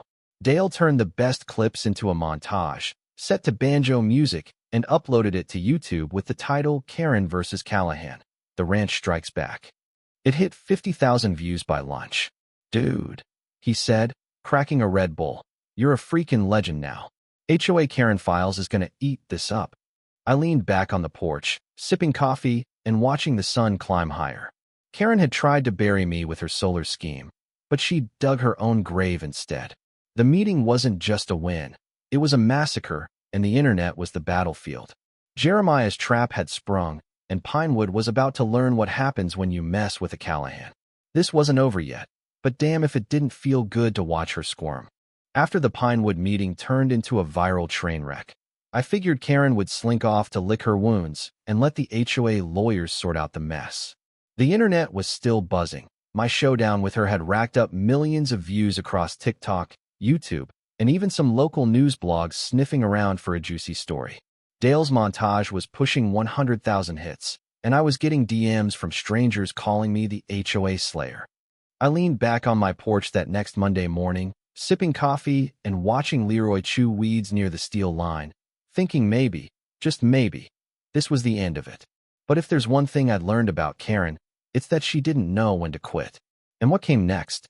Well, it was a twist even Jeremiah couldn't have dreamed up. Tuesday afternoon, I got a call from Donna, her voice tight like she'd just seen a ghost. "Jake, get your ass down to the county assessor's office now. Something's up, and it's bad." I didn't even finish my sandwich, just grabbed my hat, jumped in the truck, and floored it into town. When I walked in, Donna was already there, pacing the lobby in her orthopedic sneakers, clutching a stack of papers that looked like they'd been yanked straight out of a shredder's jaws. "What's going on?" I asked, my gut twisting. She shoved a document in my face, a county filing dated 2 days ago. "This," she said, jabbing a finger at it, "is a zoning variance request. Says the steel line was donated to Pinewood Estates as communal property for their solar grid. Signed by you, supposedly." I blinked, then laughed, thinking it was a joke. "Donna, I'd sooner donate my left arm to a gator than give Karen a square inch of my land. That's fake as hell." "Damn right it is," she snapped. "But it's got a forged signature. Your name, Jake Callahan, and some chicken scratch cursive that ain't yours. And it was filed by Melinda Grayson herself. She didn't just overstep this time. She committed fraud, and she's trying to erase you from the records." My blood ran cold. This wasn't just Karen being a petty tyrant. This was a full-on criminal move. If that filing went through, the county could rezone the steel line, wipe out Jeremiah's covenant, and hand her the win she'd been chasing. I'd lose everything, not just the solar grid, but the land my family had fought for since 1919. How'd she even pull this off? I asked, my voice low. Donna smirked, but her eyes were fire. She's desperate. Probably paid some sleazy notary to stamp it. But she screwed up, left a paper trail wider than the interstate. I've got a clerk buddy who flagged it for me. We're shutting this down, Jake, and we're hitting her where it hurts. We spent the next hour digging through county records with a clerk named Marla, a chain-smoking grandma who'd seen every scam in the book. She pulled the original filing, complete with a notary seal from a guy named Victor Ruiz, who'd conveniently verified my signature without me ever setting foot in his office. Donna called bullshit on the spot, and Marla nodded, puffing her cigarette. Seen this kind of stunt before? She rasped. Ruiz is a bottom feeder, takes cash to fake anything. I'll testify if you need me. That was the twist. Karen hadn't just underestimated me. She'd bet her whole game on a forgery so sloppy it was falling apart before the ink dried. Donna filed an emergency injunction that afternoon, freezing the zoning request, and slapped together a lawsuit bigger than Texas. We weren't just going for ownership of the solar grid anymore. This was restitution for property damage, legal fees, punitive damages for drone harassment, and now civil penalties for fraud. When she showed me the final number, $1.8 million, I whistled low. Think a judge will go for it. Donna grinned like a shark. With this evidence, they'll throw the book at her, and maybe a few extras for fun. Karen didn't take it lying down. 2 days later, she posted a rambling manifesto on the Pinewood Facebook group, claiming I'd orchestrated a smear campaign with big oil money to destroy clean energy. She even dragged out a blurry photo of Tony the PI, calling him proof of my harassment. It was pathetic. Her few remaining fans scattered like roaches when the lights flicked on. The HOA board, spooked by the fraud bombshell, held an emergency vote that night and booted her out, 5-1. Dennis, the twitchy guy from the meeting, called me afterward, practically begging. Jake, we didn't know she'd go this far. Can we settle this quiet? Nope, I said, hanging up. Quiet wasn't my style, not after she'd tried to steal my legacy with a pin and a lie. The court date came fast. A week later, in a dusty little courtroom downtown, Karen showed up in a cheap suit, flanked by a lawyer who looked like he'd rather be anywhere else. Donna laid out our case like a maestro. The covenant, the drone footage, the forged filing, Marla's testimony, even Leroy's GoPro clips. The judge, a no-nonsense guy with a buzz cut and a permanent frown, didn't blink. When Karen's lawyer tried to spin it as an honest mistake, the judge cut him off.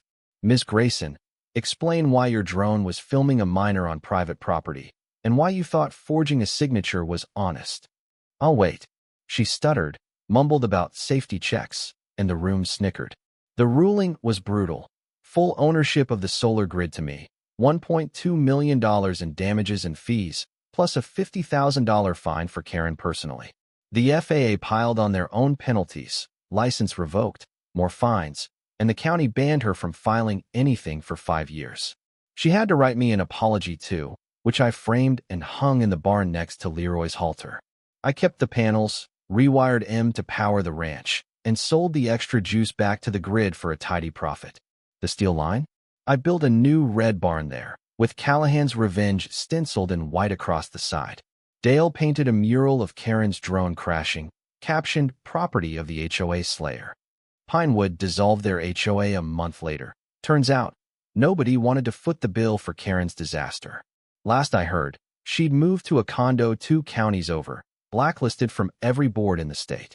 One windy Tuesday, I sat on the porch with Donna, watching the sun glint off my new solar setup. She was knitting something ugly, sipping tea, and smirking. Could have just scared him off with Loretta, you know. I chuckled, tipping my hat. Sure. But this way, Jeremiah got his last laugh, and I got a hell of a story for HOA Karen files. The ranch was mine, every inch, and Karen's empire was dust. Some legacies don't just survive, they thrive. And that's a wrap, y'all. From a shotgun showdown to a courtroom smackdown, Jake Callahan turned Karen's solar scam into the ultimate HOA horror story and walked away with the last laugh. How wild was that twist with the forged papers? I bet even Jeremiah's ghost was cheering from the great beyond. If you love this ride through Pinewood's downfall, smash that like button right now. Let me know you're Team Callahan all the way. Drop a comment below. What's the pettiest HOA move you've ever seen? And would you have shot that drone too? I want to hear it all. If you're new here, hit that subscribe button and join the HOA Karen Files crew. We've got more crazy tales coming your way, from nosy neighbors to power-tripping tyrants. Ring that bell so you don't miss a single second of the drama. Big thanks for hanging out with me today. Y'all are the best posse a storyteller could ask for. Till next time, keep your land close, your shotgun closer, and watch out for those Karens. See you in the next one. Hey, what's up, fam? Welcome back to HOA Karen Files, the channel where we dive into the wildest, most jaw-dropping stories of HOA tyrants getting what they deserve. If you're new here, buckle up, because today's tale is a roller coaster of petty power trips, fake cops, and one badass teen who flips the script on a neighborhood dictator. You're going to want to stick around to see how this Karen's empire crumbles. Trust me, it's pure gold. So, smash that like button if you're ready for some justice. Drop a comment below with your own HOA horror stories. We read them all. And hit subscribe so you don't miss a single showdown. Let's get into it. Picture this. It's a lazy Saturday morning, the kind where the sun's just peeking over the trees, the air smells like fresh-cut grass, and all you want is a stack of pancakes dripping with syrup. That's where I was. Jack Carter, just a regular single dad living on my 15-acre slice of paradise about 30 minutes outside town. Me and my 16-year-old kid, Tyler, we've got a sweet setup out here. Rolling green hills, a beat-up red barn I fixed up myself, and a dozen chickens clucking around like they own the place. I snagged this land over a decade ago, back when it was nothing but dirt roads and deer tracks, a little escape after my divorce. It's not fancy, but it's ours, freedom, quiet, and no one telling us how to live. Or so I thought. Tyler's my right-hand man. He's a lanky kid with a mop of black hair, always got his earbuds in, blasting some playlist I don't get, and he's obsessed with filming everything on his phone. Says he's gonna make a rural life vlog, or some crap like that. Beats me, but I let him do his thing. That morning, I was in the kitchen, flipping pancakes on my trusty old cast-iron skillet, the one my mom handed down to me. The smell of butter and batter was filling the air, and I was humming some old Springsteen tune, thinking life doesn't get much better than this. Tyler was out back by the coop, tossing feed to our girls. There's Daisy, the bossy red hen, and Marge, the fluffy one who thinks she's a lap dog. I swear, we're like the weirdest little family out here, and I wouldn't trade it for anything. Then the piece got smashed like a cheap beer can at a tailgate. I heard this weird buzzing noise. Not a car, more like a golf cart on steroids. I peeked out the window, spatula still in hand, and saw it. A pimped-out golf cart tearing up my gravel driveway, rocking a big OL Pinewood Hills logo on the side. That's the fancy-pants neighborhood that sprouted up across the highway a few years back. Cookie-cutter houses, fake shutters, the works. Two big dudes hopped out, decked in these tacky security uniforms that looked like they came straight from a Halloween clearance bin.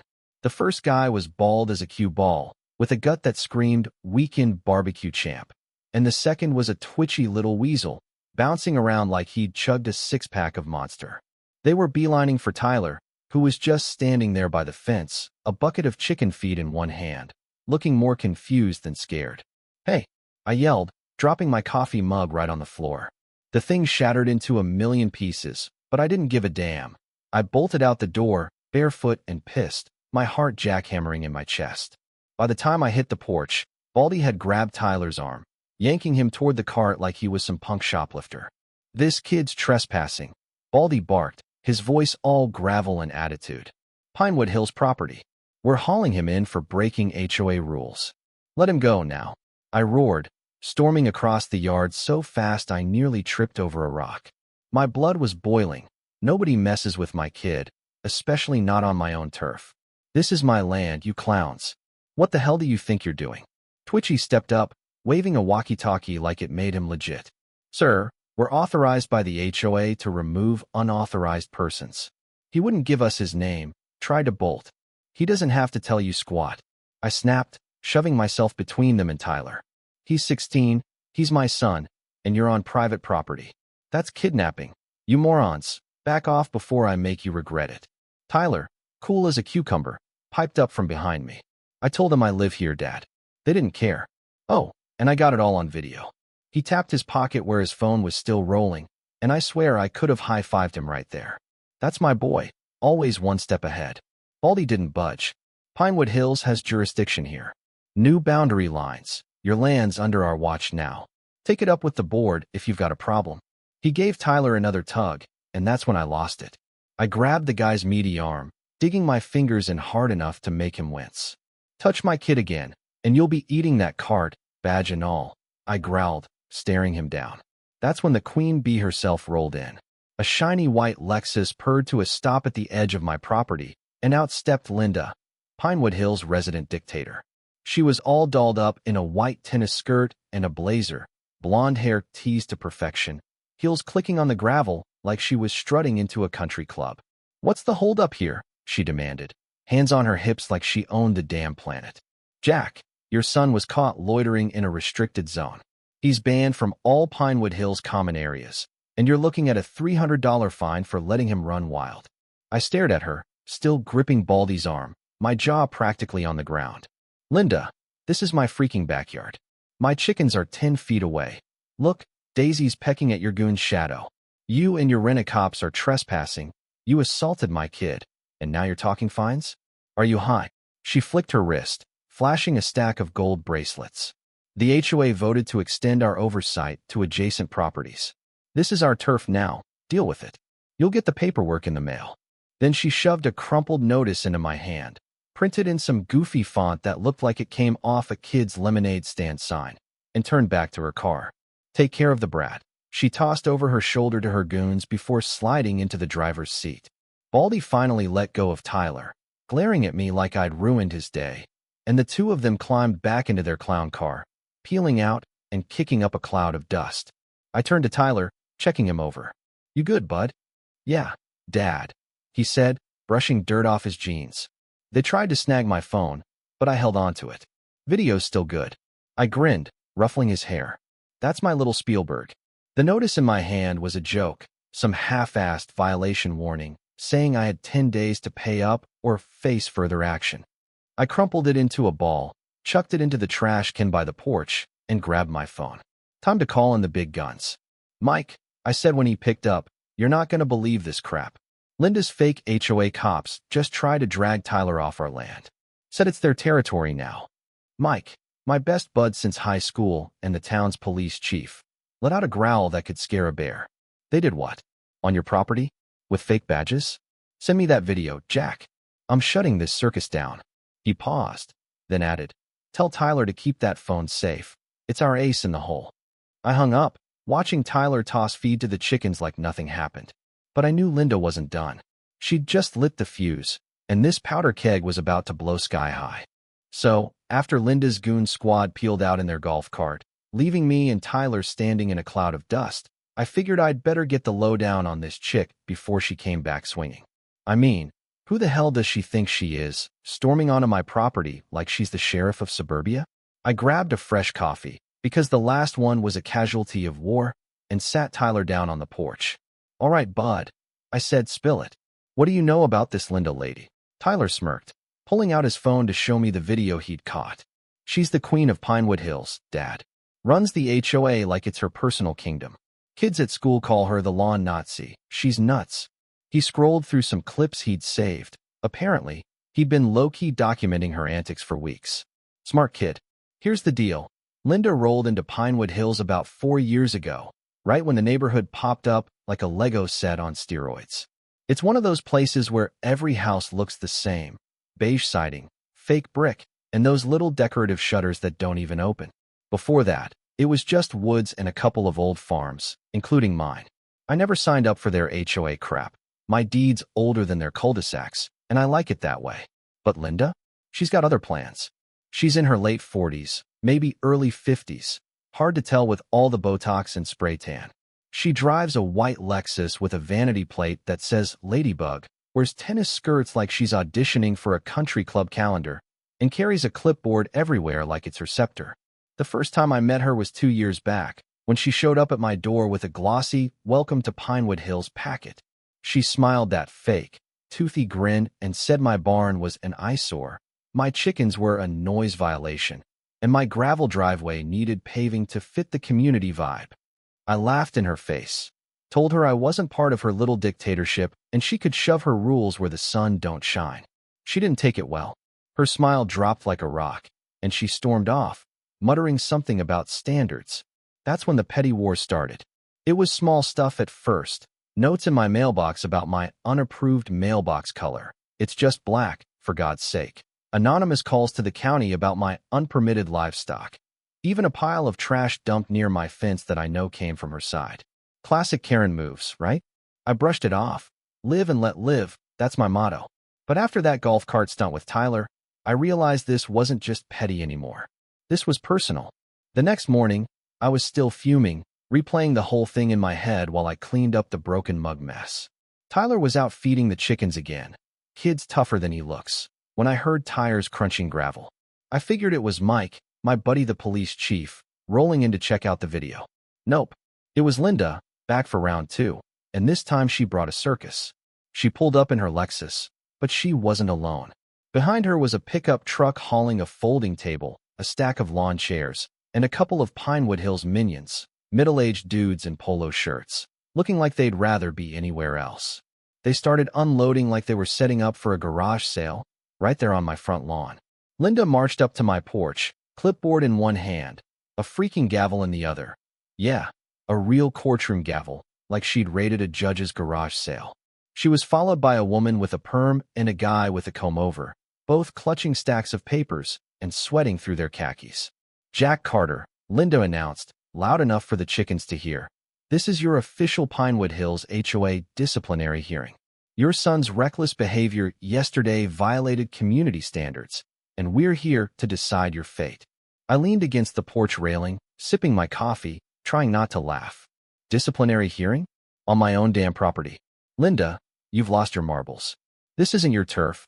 I don't answer to you, or your clipboard posse. She puffed up like a peacock, her cheeks going pink under all that makeup. The HOA board voted unanimously to extend our jurisdiction. Your land's under our oversight now, whether you like it or not. We've got evidence of trespassing, noncompliance, and, oh yes, harassment of our security team.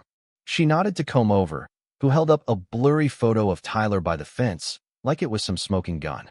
Harassment? I snorted. Your goons grabbed my kid on camera, lady. That's assault, impersonating cops, and a whole lot of stupid. You're trespassing again. What's next? You gonna plant a flag and claim my barn for Pinewood Hills? Linda ignored me, banging her gavel on the folding table so hard it wobbled. The board will now deliberate. You're facing a $500 fine, removal of those filthy chickens, and a formal eviction notice if you don't shape up. Perm lady started scribbling notes, and Combe-Over tried to hang a banner that said Pinewood Hills, unity and order, but it kept falling into the dirt. It was like watching a bad comedy sketch, except it was my front yard. I was about to tell her where she could stick her gavel when I heard it. Sirens. Not just one, but a whole chorus, getting louder by the second. 3 squad cars rolled up my driveway, lights flashing, gravel flying everywhere. The HOA crew froze. Perm lady dropped her pen. Combe-Over tripped over a chair, and Linda's gavel slipped out of her hand, bouncing into the grass. Out stepped Mike, all 6'4" of him, sunglasses on, looking like he'd just walked off a Western movie set. He's been my best friend since we were sneaking beers by the river in high school, and now he's the police chief and Tyler's godfather. He took one look at Linda's little kangaroo court and shook his head. Chief Thompson. Linda squeaked, trying to recover. Thank God you're here. This man and his delinquent son have been terrorizing our neighborhood. Mike cut her off with a raised hand, his voice low and steady. Save the sob story, Linda. I saw the video. Your security guys detained a minor on private property, wearing knockoff uniforms meant to look like cops. That's impersonation, assault, and a felony or 2. He nodded to his officers. Cuff them. 2 cops stepped forward, heading for Baldy and Twitchy, who'd been lurking by the pickup truck, probably hoping to stay out of sight. Baldy tried to puff out his chest. We're HOA security. We've got rights. You're not law enforcement, Mike said, calm as ice. You've got no business touching anyone, especially a kid, on land you don't own. The cuffs clicked, and Twitchy started whining about how he just followed orders. Linda's face went from pink to tomato red. You can't do this, she shrieked, stomping her heel so hard it sank into the dirt. This is an outrage. He shot down my drone too. That's vandalism. Mike raised an eyebrow. The drone you flew over his land, filming his kid without permission? Yeah, I've got that footage too. The FAA's gonna have a field day with you. He turned to me. You good, Jack? Better now, I said. grinning as the squad cars loaded up her goons. Linda stood there, gavel-less, banners sagging behind her, looking like a kid who just got caught stealing cookies. Her minions started packing up the table, muttering apologies under their breath. She glared at me, her eyes practically shooting lasers. "This isn't over, Carter," she hissed, then spun on her heel and stormed back to her Lexus, kicking up gravel as she sped off. I watched her go, sipping my coffee, knowing damn well she meant it. Linda wasn't the type to slink away quietly. She was just reloading. And me? I was ready to bring the fight right back to her doorstep. So Linda's fake cops were hauled off in cuffs. Her courtroom got shut down by Mike like a bad garage band. And I thought maybe, just maybe, she'd take the hint and back off. Yeah, right. If you think a woman like Linda goes down that easy, you've never met a real HOA Karen. She didn't just double down. She went full nuclear, and I was about to find out who my real friends were in this mess. The next day started quiet, too quiet, like the calm before a tornado rips your roof off. I was out by the barn, patching up a loose board Daisy had been pecking at, while Tyler fiddled with his phone, uploading that goldmine video to his cloud. "Dad," he said, grinning, "this is already getting hits with my buddies. They're calling it Golf Cart Gate. Think it'll go viral." "Kid," I said, wiping sweat off my forehead, "if it takes Linda down, I'll buy you a whole film crew." We were laughing, feeling pretty good about ourselves, when I heard a car door slam.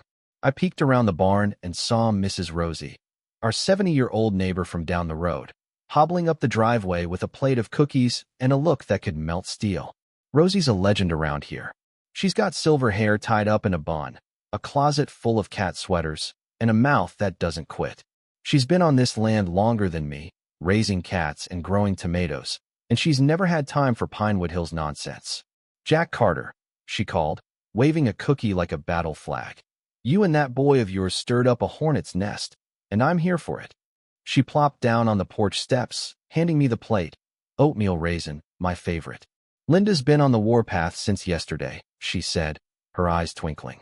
"Heard she's calling you a menace to society, and Tyler a juvenile delinquent. Even tried to find me $50 last month, 'cause my tabby wandered into her precious common area. I told her to stuff it." I chuckled, biting into a cookie. "Yeah, she's got a knack for making friends. You see her little kangaroo court out here." "Saw the cop cars from my window," Rosie said, cackling. "Best show since my cable went out. Listen, I've got dirt on her, phone numbers of half the HOA board. They're sick of her too. You need backup, you holler." Before I could thank her, another car rolled up. This time it was Tom, a Pinewood Hills dad who lives 2 streets over from Linda's McMansion. He's a stocky guy, mid-40s, with a buzz cut and a pickup truck plastered with fishing stickers. He climbed out, holding a crumpled flyer, his face redder than a sunburnt tourist. "Jack, you see this garbage?" he said, shoving the paper at me. I unfolded it, and there it was, Linda's latest masterpiece.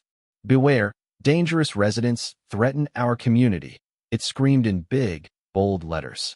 Below was a grainy photo of me and Tyler by the coop, probably snatched from her damn drone, along with a list of crimes: trespassing, harassing HOA staff, and endangering neighborhood harmony. She'd even thrown in a line about Tyler being a troubled youth who needed intervention. It was signed, Pinewood Hills HOA, Linda Grayson, President. "She's lost her damn mind," I said, handing it back to Tom. "This is slander, plain and simple." "She's been dropping these all over," Tom growled. "Stuffed one in my mailbox. My wife's pissed. She knows you and Tyler are good people. Linda's been a pain in my ass since she made me repaint my garage 'cause the gray was too industrial. I'm done with her. You need a witness, I'm in." I clapped him on the shoulder. "Appreciate it, man. Looks like we've got a little posse forming here." But Linda wasn't just playing the flyer game. That afternoon, I spotted 2 guys in neon vests wandering down my driveway, clipboards in hand, looking like they'd rather be anywhere else. County zoning inspectors, great. I met him halfway, arms crossed. "Let me guess," I said, "anonymous complaint?" The taller one, a skinny kid with glasses, nodded sheepishly. "Yeah. Someone reported unpermitted structures and livestock violations. We've got to check it out, even if it's BS." "Go ahead," I said, stepping aside. "Knock yourselves out." They poked around for 10 minutes, measured the barn, eyed the chickens, scribbled some notes. then handed me a slip that said, "No violations found," in big, fat letters. I grinned, tucking it into my pocket. "Tell Linda she's batting 0. I called as they shuffled back to their truck. You'd think that'd slow her down, but nope. The next morning, I woke up to flashing lights outside. Not cop cars this time, but a tow truck. Hooked to it was my beat-up Ford F-150, parked right in my own damn driveway, fully paid off and minding its own business. I ran out in my boxers, yelling, "Hey, what the hell's going on?" The driver, a scruffy guy with a ponytail, froze mid-hookup. HOA order," he mumbled, checking his clipboard. "Says this vehicle's violating overnight parking rules. Gotta take it." "Parking rules?" I snapped. "This is my land, not her street. Who called this in?" He scratched his head. "Lady named Linda. Said your lot's part of Pinewood Hills now. Showed me some fancy map. Looked legit." "It's not," I barked, grabbing my phone to snap a pic of the truck hooked to mine. "Unhook it. Now, or I'm calling the cops." He sighed, clearly over it, and released my truck with a clank. "Sorry, man," he said, climbing back into his cab. "She had a badge and everything. Thought it was real." "A badge?" I muttered, watching him peel out. "Of course she did. Probably printed it off her kid's computer." That was the last straw. I stormed inside, dialed up my sister Jen, and put her on speaker while I paced the kitchen. Jen's a lawyer. Not just any lawyer, but the kind who makes corporate bigwigs sweat through their suits. She's 5 years younger than me, sharp as a tack, and once got a judge to apologize for wasting her time in court. "Jack," she answered, voice groggy. "It's 7 a.m. This better be good." "Linda tried to tow my truck off my own driveway," I said, slamming a fist on the counter. "She's slandering us with flyers, calling inspectors, the works. I've got video, witnesses, and a zoning slip saying she's full of crap. Help me bury her." Jen laughed, a low, dangerous sound. "Oh, she's toast. She's trespassing, harassing, maybe even committing fraud with that tow stunt. Send me everything. Video, flyers, that slip. I'll draft something so nasty she'll wish she'd stayed in her tennis skirt bubble." "Done," I said, texting her the files. "Rosie and Tom are on board too. Neighbors who've had it with her." "Good," Jen said. "We've got a coalition. This isn't just a fight anymore. Jack, it's a takedown. Give me a day to cook this up." I hung up, feeling a little lighter. Tyler wandered in, rubbing sleep from his eyes. "What's with the tow truck?" he asked, grabbing a leftover cookie from Rosie's plate. "Linda's latest genius move," I said. "Tried to steal the truck. Jen's on it now." He grinned. "Can we put that in the video too? HOA Karen tries grand theft auto, views for days." "Kid," I said, ruffling his hair. "You're a menace. But yeah, let's do it." By noon, Jen texted back, lawsuits in motion. Harassment, defamation, attempted theft. We're going for the jugular. I smiled, picturing Linda's face when she got served. But I knew she wouldn't sit still. She'd hit back, and hard. And sure enough, as the sun dipped low, I saw her Lexus idling at the end of my driveway, headlights off, like she was plotting her next move. Game on, Linda. Game freaking on. After Linda's tow truck fiasco flopped and Jen started sharpening her legal claws, I figured we'd seen the worst of her crazy. Boy, was I wrong. Linda didn't just come back swinging. She rolled in with a whole damn circus, and what happened next was so nuts, I still can't believe it went down on my quiet little patch of dirt. It started a couple days later, right around dusk. I was grilling burgers out back, Tyler's favorite, with extra cheese, when I noticed a weird glow over by Pinewood Hills. Not streetlights, something brighter, flickering. I stepped away from the grill, squinting, and saw it. A line of cars snaking down the road toward my place, headlights blazing, horns honking like a parade gone rogue. Tyler poked his head out the back door, burger in hand. "Dad, what's that noise? Sounds like a freaking rally." "Stay put," I said, grabbing my phone and jogging to the front yard. What I saw stopped me cold. Linda's Lexus was parked smack in the middle of my driveway, blocking it like she owned the joint. Behind her was a mob, maybe 20 Pinewood Hills residents, waving signs that said stuff like, "Protect our community," and "Cart her out." She'd whipped them into a frenzy, and they were chanting her name like she was some HOA messiah. Linda stood on a makeshift podium, some poor sap's tailgate, holding a megaphone, her tennis skirt swapped for a power suit that screamed, "I mean business." "Jack Carter," she bellowed through the megaphone. her voice echoing off the barn. You've terrorized this neighborhood long enough. We're here to take back what's ours. Your land belongs to Pinewood Hills, and we're evicting you tonight. I stood there, jaw on the ground, as the crowd cheered. Evicting me? From my own house? This wasn't just delusional, it was unhinged. Before I could yell back, a pickup truck rolled up next to her, and out climbed a slick-looking guy in a suit, hair gelled to perfection, carrying a briefcase. He waved a stack of papers at me, smirking like he'd just won the lottery. Mr. Carter, he shouted, I'm representing Pinewood Hills in a legal capacity. You're in violation of our amended charter.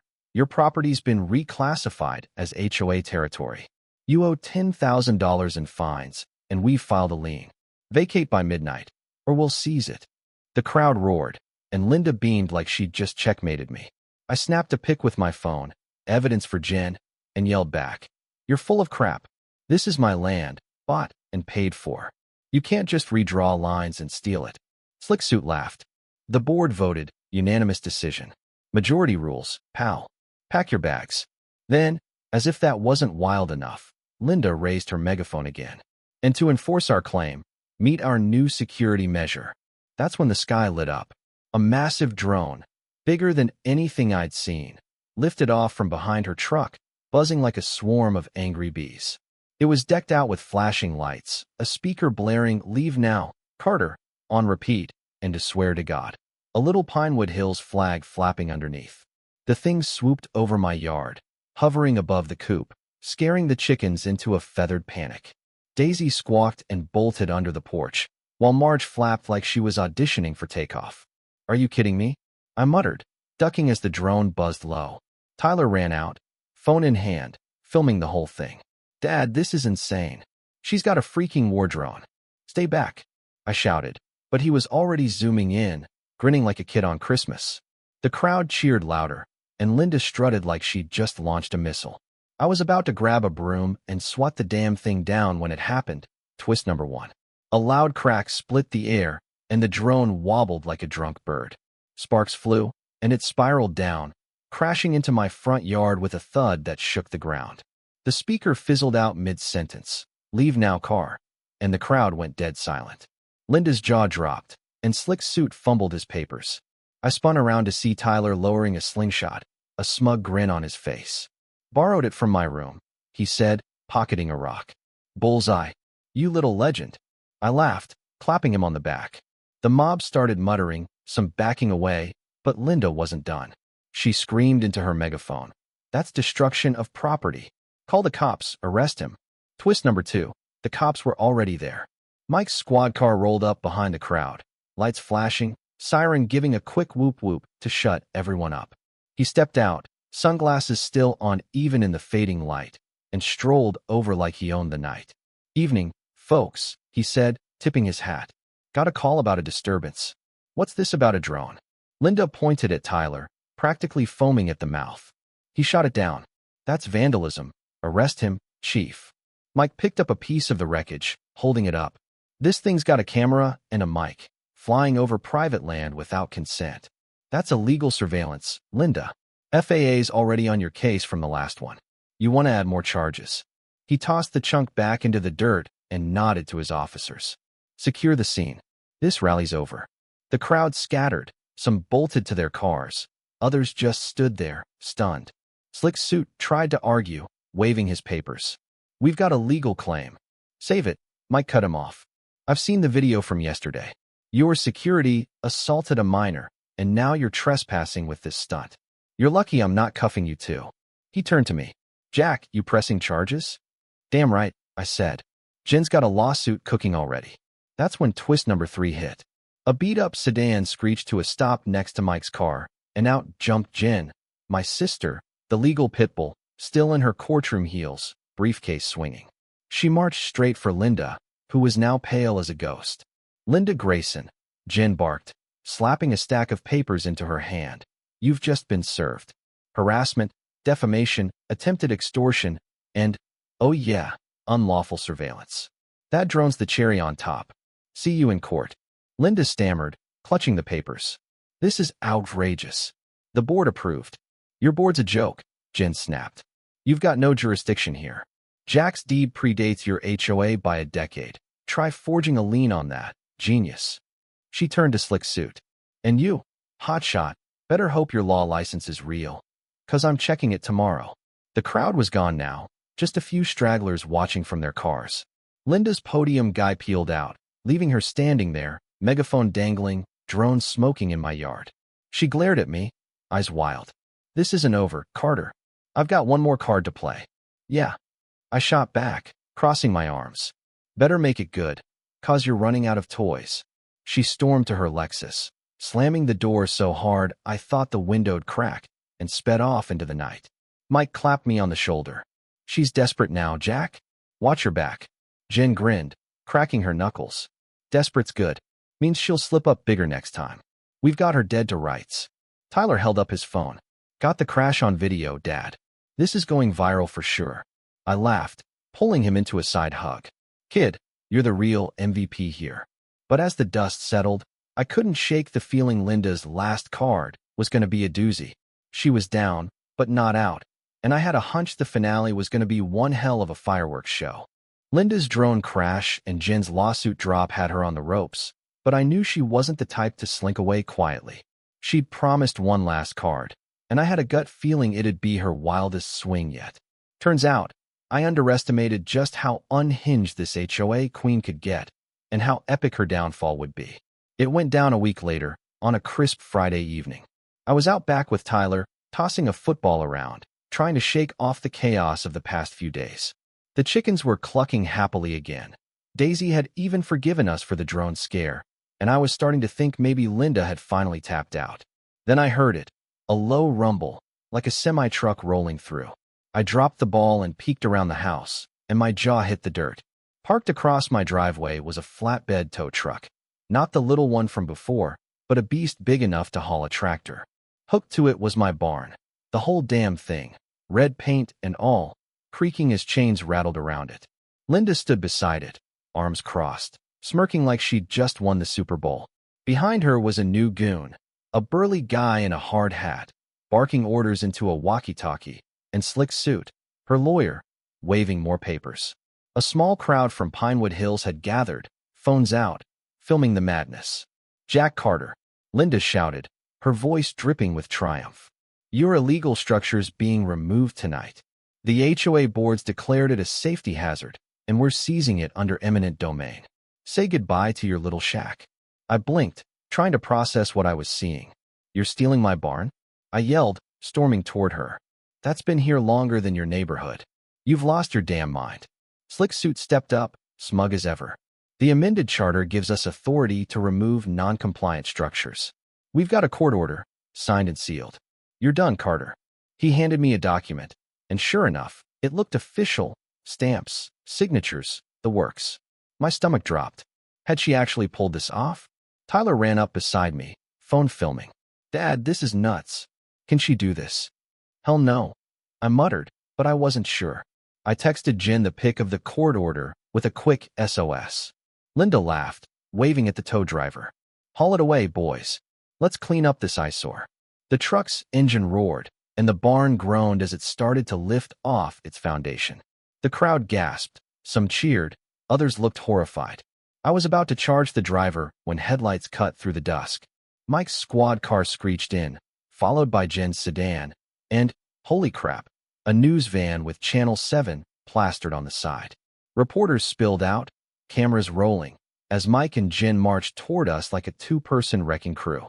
Stop that truck! Mike bellowed, badge flashing.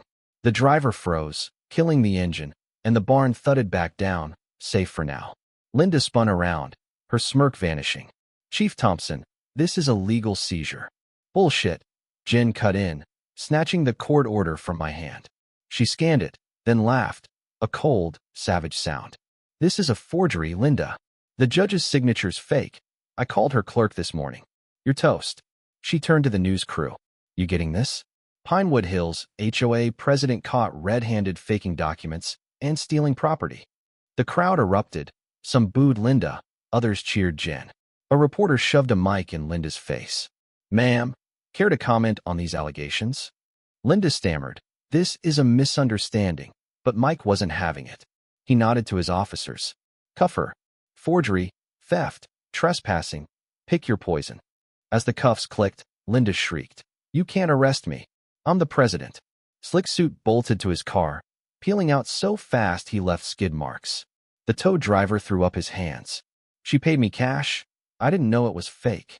The news crew ate it up, cameras zooming in as Linda was stuffed into the squad car, mascara running down her face. But the twists weren't done. Rosie drove up in her ancient station wagon, honking like a madwoman. She hopped out, waving a stack of papers. Jack, I got the HOA board on the phone last night. Half of them didn't even vote for this crap. Linda's been forging minutes too. She handed the docs to Jen, who grinned like a shark smelling blood. Add fraud to the list, Jen said, passing it to Mike. She's going down hard.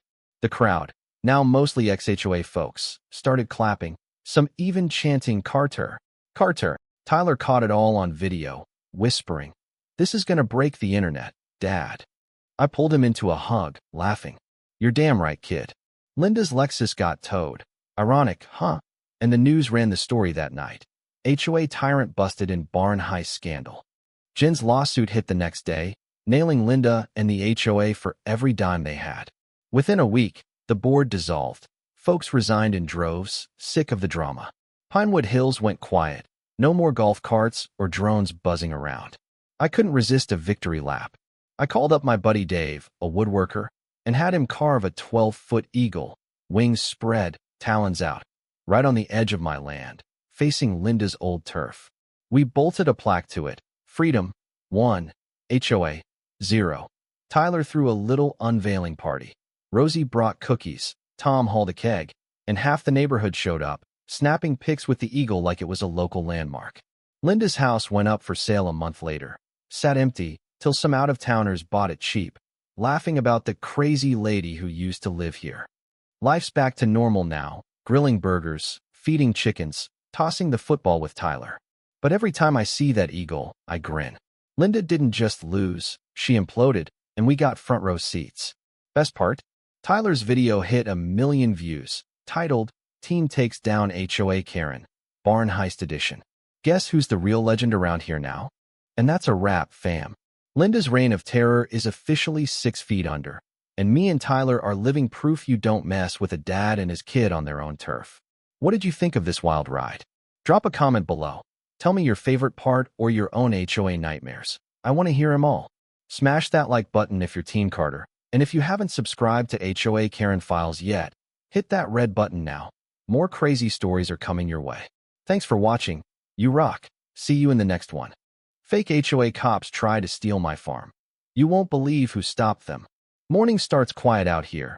Just me, the goats, and a sunrise that's been waking this land since my granddad's days. But one Tuesday, that peace got shattered by a rusted nail and a red notice that said I'd lose it all by Friday. This isn't just my story. It's a battle against clipboard tyrants who think they can redraw your life with a signature and a smirk. You're tuned into HOA Karen Files, where we rip the mask off petty power trips and shine a light on the fight for what's ours.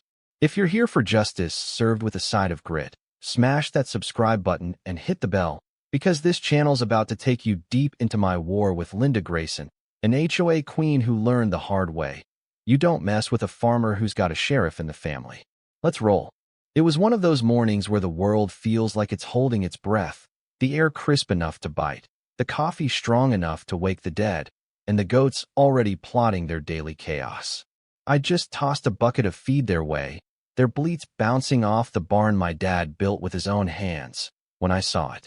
A 6-inch nail, rusted and ugly as sin, driven through a blood-red sheet of paper and straight into the oak of my front gate. It wasn't a polite hello or a neighborly nudge. It was a gut punch, a warning shot from someone who thought they could claim what's mine without even asking. I gripped it, yanked it free, the wood groaning like it resented the intrusion as much as I did, and unfolded the crumpled page that had turned my week into a damn battlefield. Emergency repossession notice. Greater Meadowview HOA Mandate 14D violation. It read, the words sharp and official, like they'd been spat out of a lawyer's printer. Signed at the bottom in a flourish that screamed self-importance. Linda Grayson, President. The charges hit me like a bad joke: livestock containment breach, unauthorized fencing design, some nonsense about my utility hookups not passing muster. And then the real kicker: a $4,700 fine and an order to vacate my own farm by Friday, or they'd remove me themselves. I stood there, steam curling off my mug, and let out a laugh that echoed across the pasture. I don't have an HOA. Never did, never will. This land's been Harper dirt since my granddad traded his Purple Heart and a wad of cash for it back in '46. No covenants, no committees, just 40 acres of freedom and a barn that stood longer than most marriages around here. Meadowview's a half-mile down the road, a tidy little grid of cul-de-sacs and beige siding where folks fret over grass height and mailbox colors. I'm not in it. I'm next to it, outside their precious jurisdiction, or so I'd always figured. But here was Linda Grayson, some HOA honcho I'd never met, acting like she'd annexed my spread with a wave of her pen. At first, I figured it was a scam, one of those fake notices that clog rural mailboxes, preying on folks too busy or too scared to fight back. I was halfway to the burn pile, ready to turn it to ash with the rest of the junk mail, when the low growl of tires on gravel froze me in my tracks. 30 minutes after I'd pulled that nail, a matte black SUV rolled up my drive, kicking up dust that danced in the early light like a bad omen. Two guys climbed out, and they weren't your average paper pushers. Cargo pants, tactical vests, looking like they'd raided a military surplus store on a budget.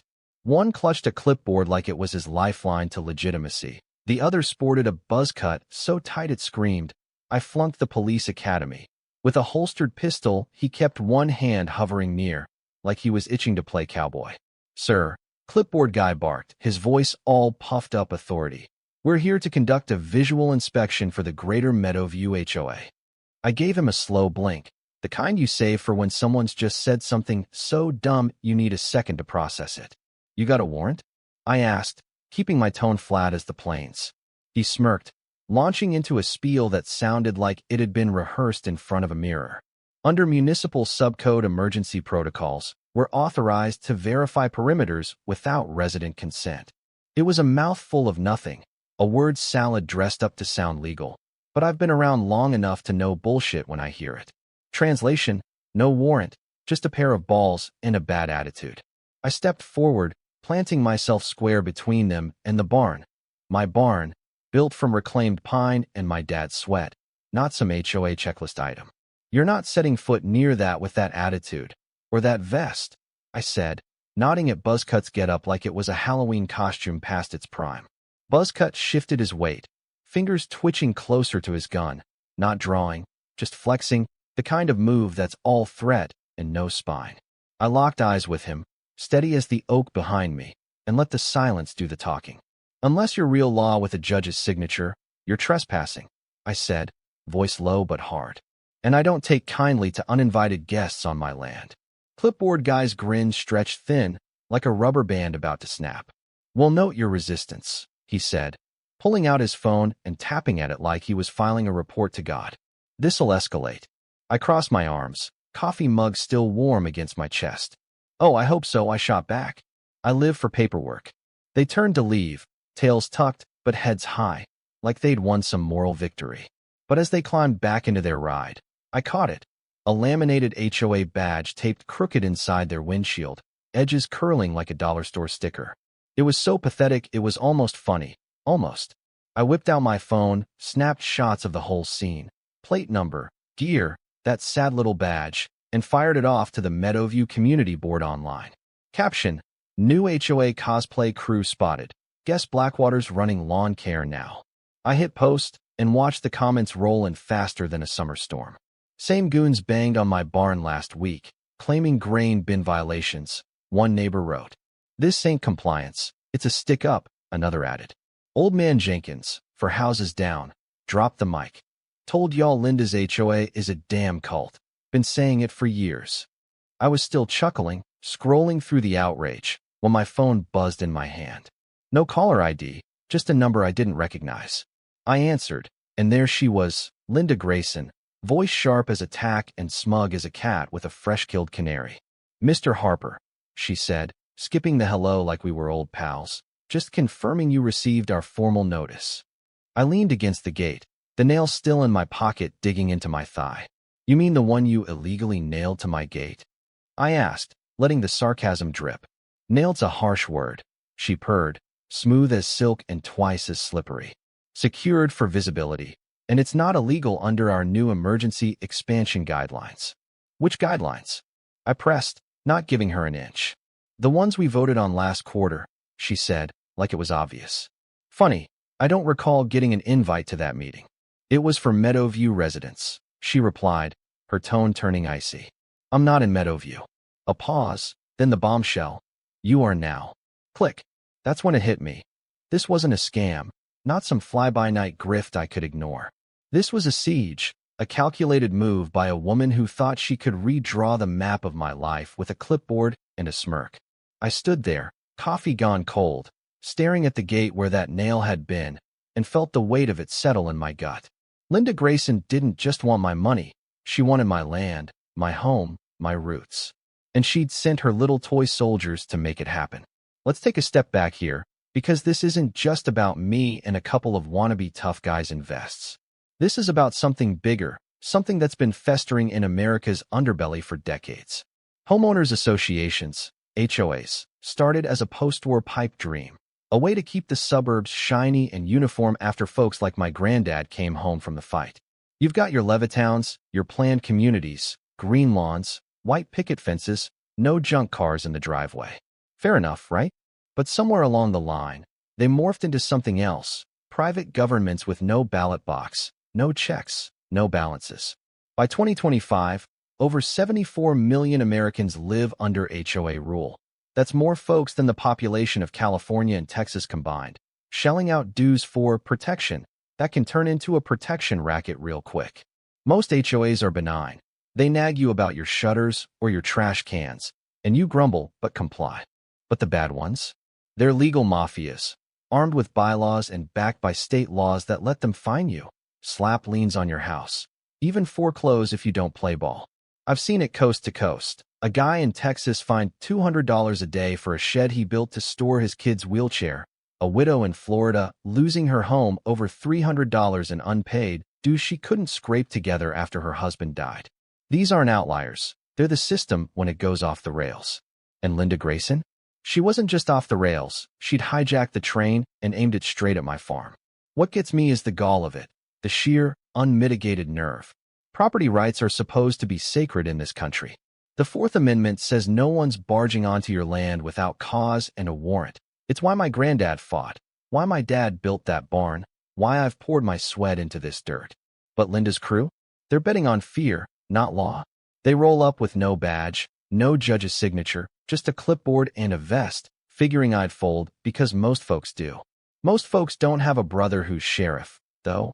And most folks don't have the stubborn streak I inherited from a man who'd stare down a tank before he'd let someone take what's his. That badge in their windshield, that crooked, laminated piece of crap. It's a symbol of everything wrong with this. It's not authority, it's a costume.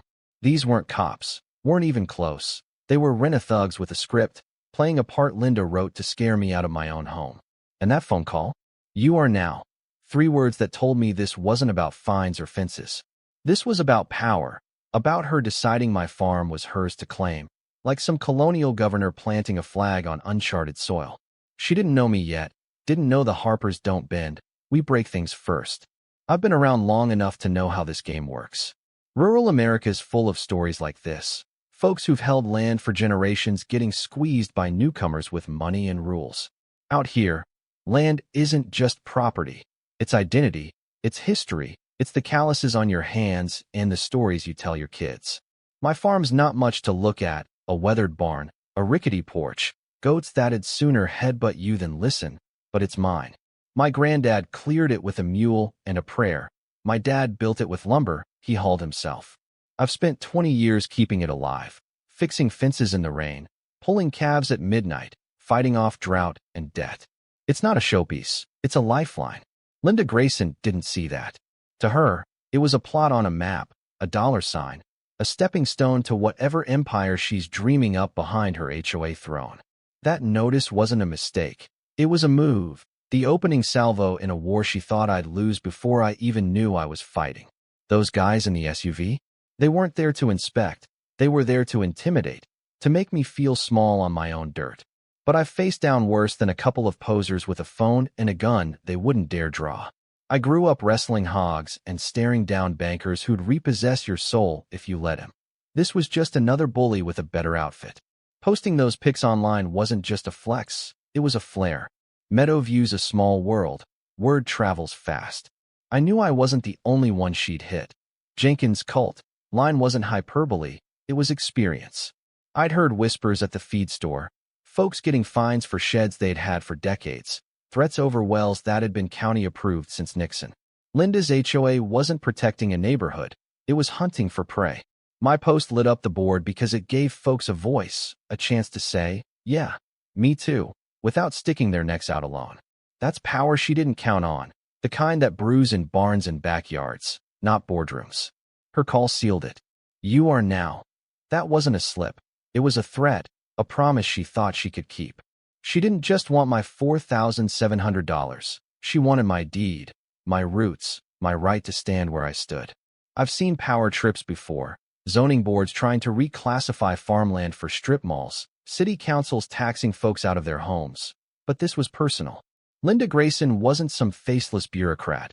She was a face I'd never seen, a voice I'd never heard, deciding my fate like I was a tenant in her kingdom. She didn't know I'd fight, didn't know I'd been raised to fight, taught by a man who'd rather die on his hill than let someone steal it. This is where it gets real. America's built on land. Wars fought over it, treaties broken for it, dreams planted in it. The Founding Fathers wrote property into the Constitution because they knew it's the root of freedom, your castle, your rules. But that freedom's fragile when folks like Linda get their hands on the levers. HOAs aren't supposed to be armies. They're supposed to be neighbors keeping things tidy. Somewhere along the line, they got drunk on power, and now you've got outfits like Greater Meadowview acting like they can redraw county lines with a vote no one was invited to. That's not law. That's theft with extra steps.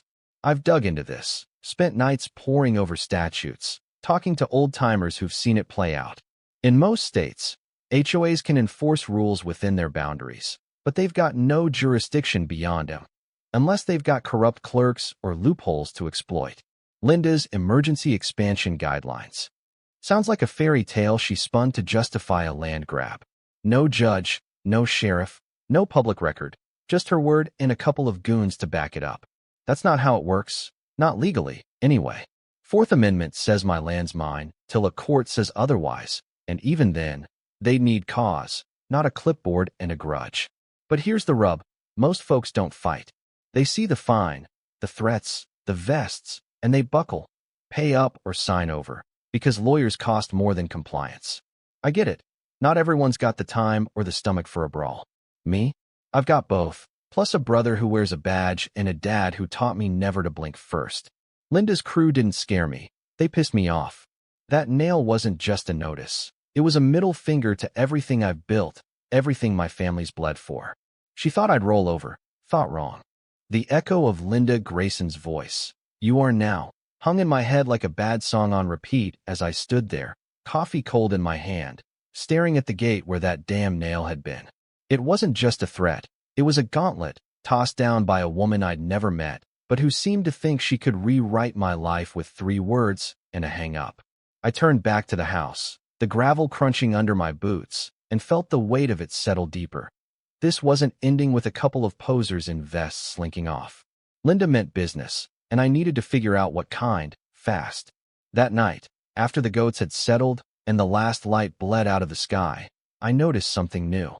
Orange survey flags, plastic, cheap, the kind you'd see at a construction site, dotted the edge of my north field like little warning beacons. They hadn't been there that morning. I'd have seen him when I checked the fence line. I walked out, flashlight cutting through the dark, and yanked one up. Scrawled in black Sharpie were coordinates, precise, deliberate, not some kid's prank. My goats had already gotten to a couple, chewing them like they were a late-night snack, but the message was clear. Someone was mapping my land. I stood there, the flag's plastic crinkling in my fist, and realized Linda wasn't bluffing. She was planning. Next morning, I hauled ass to the county office, the notice and those photos from my phone burning a hole in my pocket. The place smelled like old coffee and older paper, a squat brick building where folks like me go to argue over taxes or permits. The clerk, a wiry woman named Doris with a smoker's rasp and a perm that hadn't changed since Reagan, took one look at my complaint and raised an eyebrow. Attempted impersonation of law enforcement, I said, sliding the notice across her desk. Two guys in tactical gear claiming HOA authority, no warrant, no badge. She skimmed it, then the photos, her lips pursing like she'd tasted something sour. We've had a few of these, she said, voice flat. How many's a few? I pressed. 11, she replied, tapping her pen on the counter. You're 12. I leaned in, keeping my tone even but firm. Anything being done about it? She shook her head, eyes flicking to the ceiling like she'd had this conversation too many times. Most folks just pay the fine and hope it goes away. Cheaper than fighting. I'm not most folks, I said, crossing my arms. She gave me a half smile, the kind that says she's seen my type before but doesn't mind it. No, you're not. Then she scribbled something on a sticky note and slid it over. Talk to this guy. I glanced down. Sheriff Tom Harper. My brother. Thanks, Doris, I said, pocketing it. Don't thank me yet, she called as I headed out. They don't quit easy. Back home, I dialed Tom that night, the old rotary phone in the kitchen humming as it connected. He picked up on the third ring, voice rough from a long shift. Yeah, it's me, I said, cutting to it. Got a red notice nailed to my gate. Greater Meadowview HOA, Linda Grayson. Fines, eviction threat, the works. Then two clowns in vests showed up, claiming they could inspect my barn. No warrant, just attitude. I read him the notice, word for word, and told him about the badge and their windshield, the photos I'd posted. He went quiet, too quiet, the kind of silence that means he's thinking hard. You're not the first, he finally said, low and steady. Figured, I replied. But your case is different. It's not just about fines or fences, it's about control. And what they're planning next.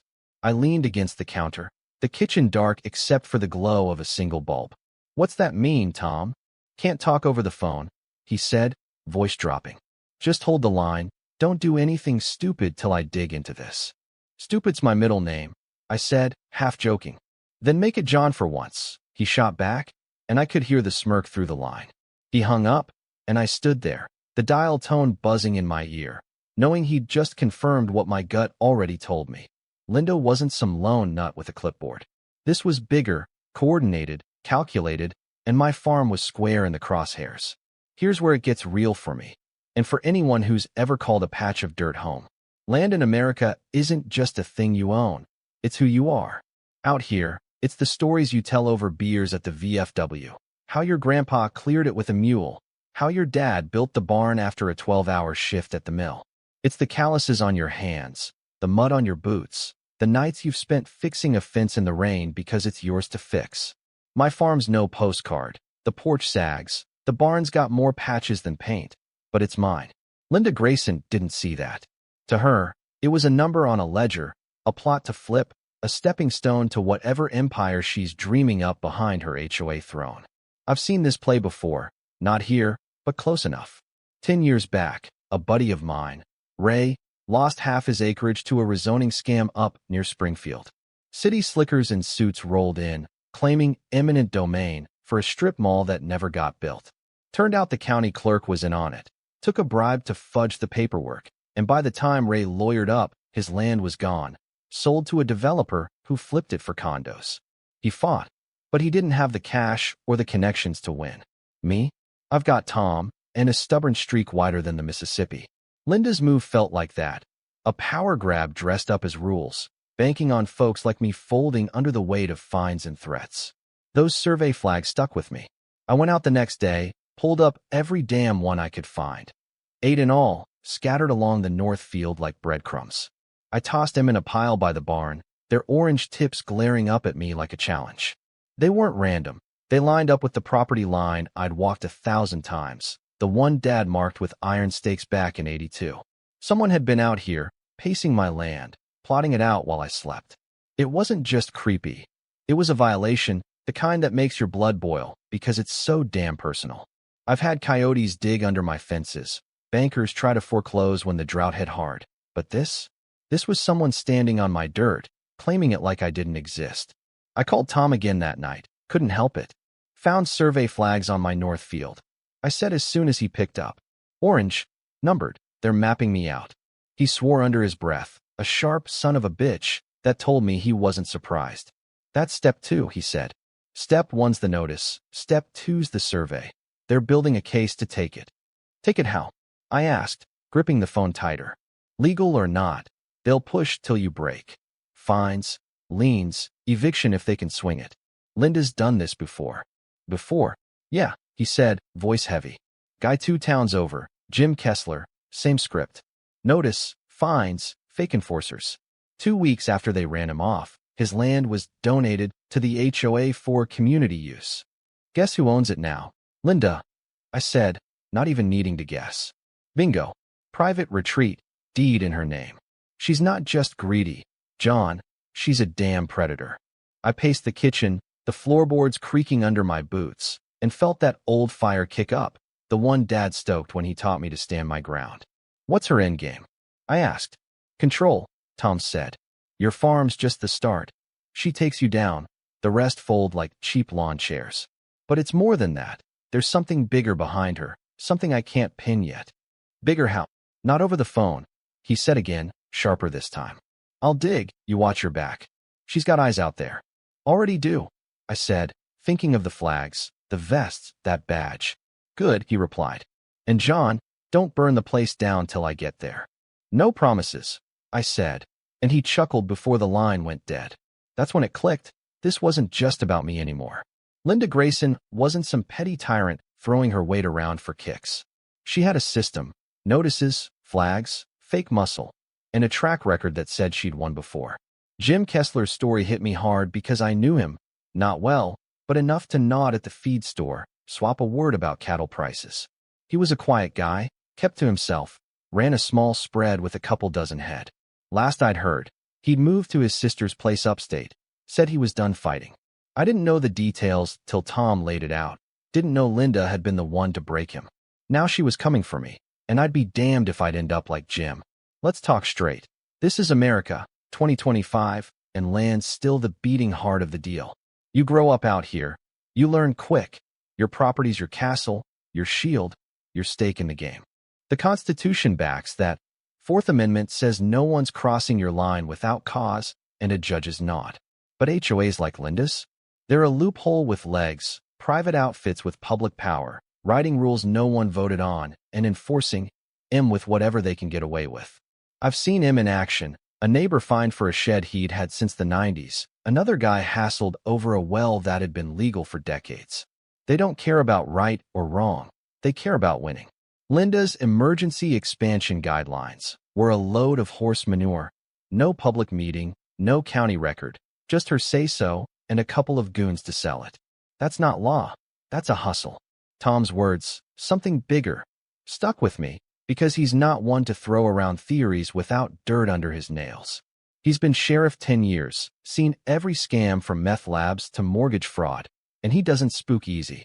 If he's cagey, it's because he's onto something with roots deeper than Linda's little HOA fiefdom. I didn't have proof yet, but I had those flags, that notice, and a brother who'd bleed for me. That's enough to start with. Next day, I walked the north field again, double-checking every inch. The goats trailed me, nosing at the dirt where the flags had been, oblivious to the storm brewing. I found one I'd missed, half buried under a clump of grass, coordinates smudged but readable.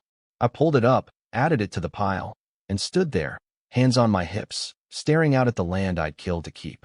Dad used to say, they can't take what you don't give 'em, and I'd always thought he meant bankers or taxmen. Now I saw it broader. Folks like Linda, with their clipboards and their vests, banking on you blinking first. I don't blink, never have, never will. I've been around the block enough to know how this goes down in rural America. You've got your old-timers holding deeds from the Depression, your young bucks scraping by on cattle or crops, and then the newcomers, developers, retirees, folks with money and ideas about progress. They roll in, see open land, and think it's theirs for the taking, rezoning, subdivisions, HOAs that spread like kudzu. I've watched it happen.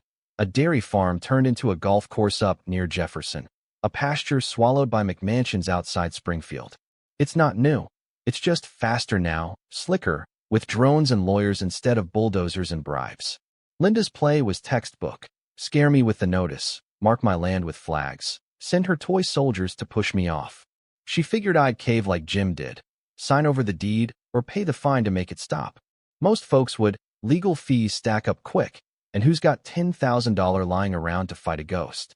But I'm not most folks, and this isn't just land. It's my blood, my bones, my fight. Tom's control line rang true. If she broke me, she'd break the whole damn valley, one farm at a time. I wasn't about to be her domino. That night, I sat on the porch, a beer in hand, the pile of flags glinting in the moonlight by the barn.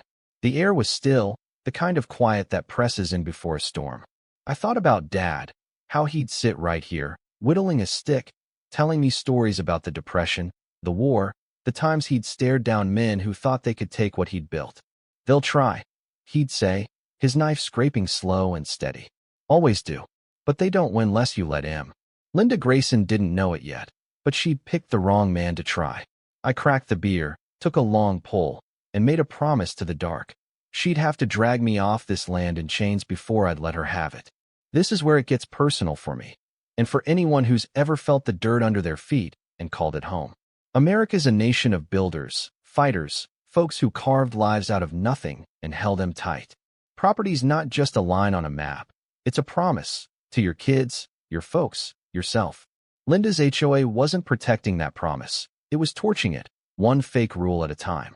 I've seen power shift out here, from families to firms, from hands to handshakes, and it's never clean. She wanted control, sure, but Tom's hunch said there was more, a machine behind her, grinding slow and quiet, eating up land like mine for reasons I couldn't see yet.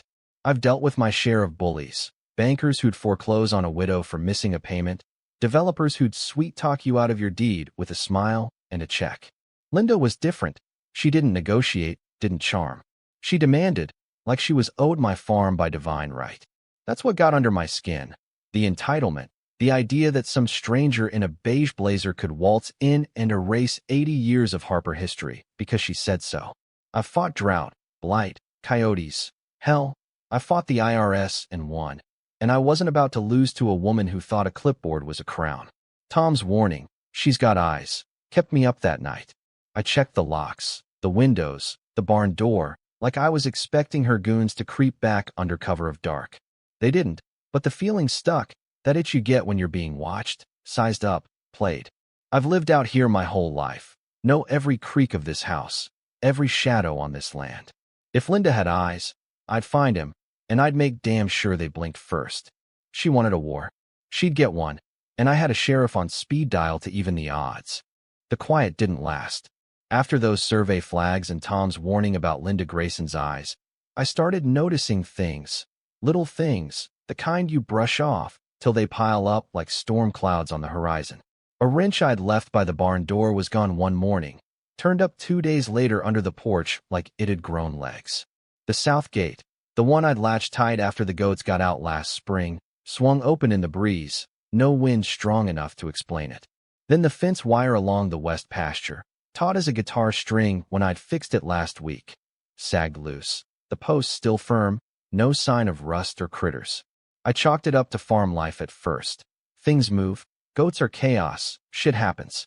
But then Betsy, my ornery old nanny goat, wandered out to the road, chewing one of those damn orange flags like it was a trophy. That's when I stopped shrugging. I walked the property that afternoon, boots sinking into the soft dirt, eyes sharp for anything out of place. The goats trailed me, bleating like they knew something I didn't, and maybe they did. They've got a nose for trouble I'll never match. I found a footprint near the well, too big for mine, too clean for a stray hunter's, pressed deep like someone had stood there a while. No tire tracks, no broken branches. Whoever it was knew how to move quiet. I stood there, hands on my hips, staring at the barn my dad built, and felt that itch turn into a burn. This wasn't random, it was deliberate, and it was close.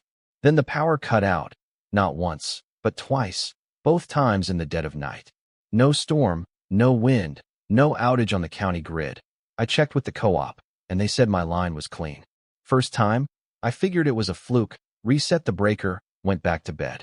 Second time, I caught the pattern, Both blackouts hit right when my barn cams were uploading to the cloud. I've got 3 cameras out there. Cheap ones from the hardware store, wired to catch coyotes or kids messing around. And they're set to sync every 6 hours. I pulled the logs the next morning, coffee in hand, and saw it plain as day. 2:17 a.m. and 3:42 a.m. Power drops, uploads fail. Someone was screwing with me, and they knew my setup better than I liked. The final straw came a week later, clear night, moon high and bright. I'd just patched the pasture fence, new copper wire, tight as a drum, checked it twice before I turned in. At 5 a.m., the goats woke me, bleating loud enough to raise the dead, a sound I know means trouble. I grabbed my flashlight and .45, stumbled out in my boots and a flannel, and found the wire sliced clean. No bite marks, no rust, just a sharp cut like someone taken a pair of snips to it. The goats were milling around, pissed but unharmed, and I stood there, beam bouncing off the metal, knowing this wasn't an accident. Someone wasn't breaking in. They were already inside, and I'd been too slow to see it. I checked the cam logs again, cross-referenced M with the power cuts, the gate, the wrench, every glitch, every slip, lined up with one guy, Ethan Brooks. Tall, quiet, soft-spoken, hired 3 months back on a neighbor's word to help with the heavy lifting. He'd shown up with a decent handshake and a story about needing work after his old man's farm went under. Said he knew cattle, fences, the grunt stuff. I'd liked him. He was punctual, didn't yap, got the job done. But lately, he'd been asking questions, not about the goats or the hay, but systems. "Where's your backup generator?" he'd say, casual-like. "Got a spare for the spare? Ever thought about solar redundancy?" I'd nodded, figured he was just thorough, till I caught him pacing the barn one day, phone chest high, screen glowing, camera pointed at the loft where I keep the safe. I set a trap that night, nothing fancy, just a test. Took an old shed out back, one I use for junk, and left a binder inside labeled Property Transfer Options, Confidential. Filled it with blank pages, locked the door, but left the latch loose, bait for a rat. 3 days later, I checked, binder gone, door ajar, no sign of a break-in. Ethan worked that shift, left early, said he wasn't feeling good. I didn't confront him, not yet. I waited, watched, kept my cards close. Thursday night, 11:17 p.m., the well cam pinged, motion detected. I pulled the live feed on my laptop, heart kicking up, and there he was, hoodie up, flashlight in one hand, black bag slung over his shoulder, creeping across my land like he owned it. I didn't think, I moved. Grabbed the .45, slipped out the back door, cold air hitting my face like a slap. The night was still, crickets chirping, moon casting shadows long and sharp. I caught him near the pump house, his beam bouncing off the rusted metal. "Forgot to clock out, Ethan," I said, voice low, gun at my side but ready. He spun, dropped the flashlight, then the bag, and bolted, fast, like a deer spooked by a shot. I chased, through the side pasture, past the south gate, mud sucking at my boots, hoof prints still fresh from the goats. He was quick, but he didn't know this land like I did. Every dip, every root, every damn irrigation pipe. He hit one, went down hard, ate dirt with a grunt. I was on him before he could scramble up, knee in his back, .45 steady. "Let's talk," I said. "It's not what it looks like," he gasped, hands splayed in the mud.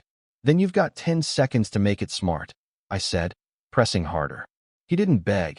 He snapped, voice bitter as winter wind. "You think you're some hero, huh? Sitting on stolen land, barking orders like you're better than us? Linda told me what this place really is, said your family rigged the deal back in the day, that it's supposed to go back to the community." I stared down at him, the words sinking in like a punch. "Linda Grayson, HOA queen, told you my dad was a thief. She showed me papers," he spat. "Said you wouldn't listen, you're a risk." I eased off just enough to let him breathe, but kept him pinned. "She tell you to cut my fence? Move my tools. Said it'd speed things up, they're taking it anyway." I grabbed the bag, dumped it, burner phone, tablet, a hand-drawn map of my farm in red ink. Trigger points, fence cam blind spot, well access unguarded, and underlined twice. Evacuation trigger, November 4th. 2 days out. I flipped on the tablet. It booted to Phase 3, Harper. Surveillance pics of my barn, power usage charts, cam stills from angles I'd never set up, and a PDF, priority report, subject non-compliant, acceleration recommended. Phrases like narrative control slipping and consider civil order filing under expanded HOA clause, signed L. Grayson. This wasn't a grudge, it was a goddamn playbook, and Ethan was her pawn. I hauled him up, shoved him against the pump house, .45 still in hand.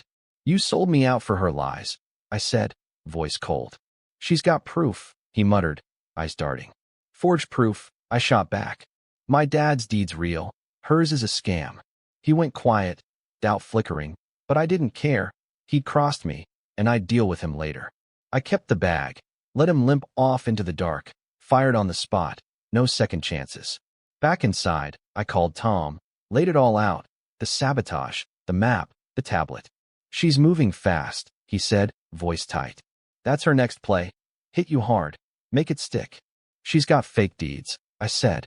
Then we've got her, he replied. Sit tight, I'm coming.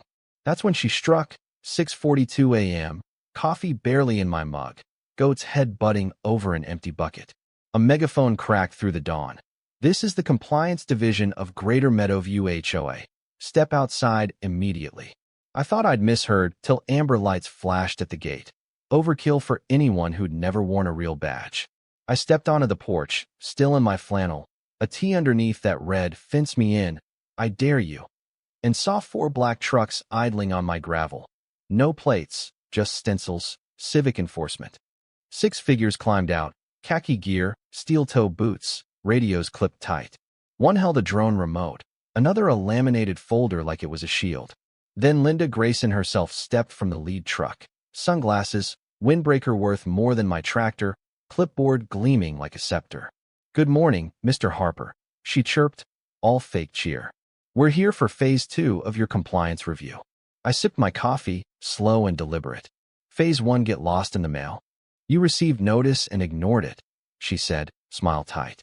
"We're authorized to inspect and seize any structure in breach of code." "Which code?" I asked, leaning on the rail. "Meadowview's extended covenant, Article C," she snapped.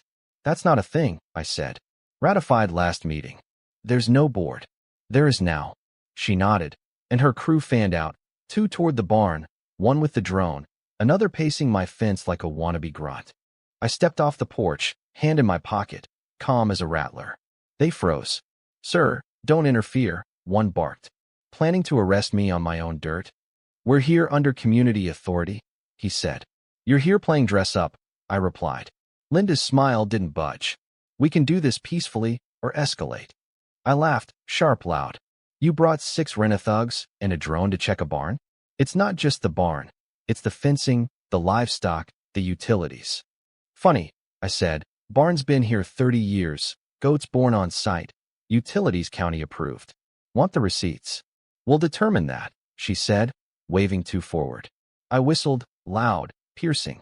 The goats charged, chaos on hooves, bleeding like banshees. One goon flinched, stumbling back. "What the hell?" "They don't like strangers," I said, "especially ones with radios." Linda whipped out her phone, recording. "More hostility from a non-compliant resident. We're documenting this." "Smile harder, Linda," I said. "That footage'll look great in court." Before she could snap back, a sheriff's cruiser rolled up. Deputy Miguel Ortiz, cool as ice, stepped out. "Everything okay?" he asked. Linda spun. "HOA enforcement, stand down." He cocked an eyebrow. "You're what?" "These residents are in violation. We're inspecting." Miguel turned to me. "You invite him?" "Nope." "Consent?" "Hell no." "Then they're trespassing," he said, facing Linda. "Ma'am, you and your unit need to leave, now." "That drone?" "Illegal over private AG land, without clearance." Her eye twitched. "This is outrageous." "This is the law," he said. She leaned close, voice a hiss just for me. "Hope your niece enjoys scholarships from an off-grid dump with violations." My blood iced, but I kept still, didn't give her the satisfaction. They backed off, slow and sulky, trucks peeling out, but one kid, young, green, hesitated, glanced at the barn with a flicker of regret. Linda barked, and he fell in line. "Always one," I muttered, the rookie with a soul. I stood there, coffee cold, watching the dust settle, and felt the fire kick up, not just for me, but for Ellie, my niece, who'd done nothing to deserve Linda's venom. Tom showed up an hour later, no uniform, just a nod and a six-pack. We sat on the porch, and I showed him the bag, the tablet, the map. "Textbook Linda," he said, cracking a beer. "All flash, no fire." "Then why's it working?" I asked, voice tight. "You're a headline, John. She breaks you, the rest cave." "She threatened Ellie. She's scared." "How many others?" "3 counties, maybe 4, he said. Folks signing over land to dodge lawsuits they can't afford. All buried in HOA crap no one voted on." "She's not smart enough to build this," I said. "She didn't," he replied. "But she's ruthless enough to run it." He stood, beer in hand. "I'll be ready, but I can't move till she crosses a line." "She already has," I said, holding up the tablet. "Then get proof, clean, solid," he said. "I'm wired 6 ways to Sunday," I replied. "Good. What's coming next ain't a fine." He left, and I sat there, the tablet's glow burning my eyes, knowing Linda's raid was just the warm-up. Ethan's betrayal, her threats, it was all pieces of a puzzle I hadn't solved yet. But I'd be damned if I'd let her win, not on my land, not with my family in the crosshairs. This is where it gets raw. Betrayal's a knife that cuts deeper when it's quiet. Ethan wasn't some mastermind. He was a kid, fed a lie about stolen land and community good, turned into Linda's mole because he bought her story. I've seen it before. Folks out here get desperate, resent the ones who hold on when they lose. Linda weaponized that, spun a tale to make me the villain, him the hero. It's an old trick. Pit neighbor against neighbor, let him tear each other down while you scoop up the pieces. But cutting my fence, stealing my binder? That's not principle. That's cowardice with a paycheck. The showdown was her flex, fake badges, a drone, that megaphone like she was storming a compound. It's theater, sure, but it's effective. Most folks see that circus and buckle, sign over the deed to make it stop. I've heard the stories. A guy in Kansas fined till he sold his orchard. A widow in Texas bullied out of her trailer park lot. Linda's crew wasn't law. They were a costume party with zip ties, but they banked on fear, not force. Miguel's arrival? That's the America I know. A badge that means something, a line that holds. Linda didn't expect that, didn't expect me to stand, either. Her threat about Ellie, that's when it got personal. I've raised that girl like my own since my sister passed, taught her to ride, to shoot, to fight for what's hers. Linda didn't just come for my land. She came for my blood, my future. That's not an HOA. That's a vendetta with a budget. Tom's right. She's scared, lashing out because I didn't break. But something bigger? That's the shadow I can't shake. A machine behind her, grinding slow, eating farms like mine for reasons I don't yet see. I've got proof now. Ethan's bag, her raid, and I'll use it. Linda wants a fight? She's got one, and I don't lose on my own dirt.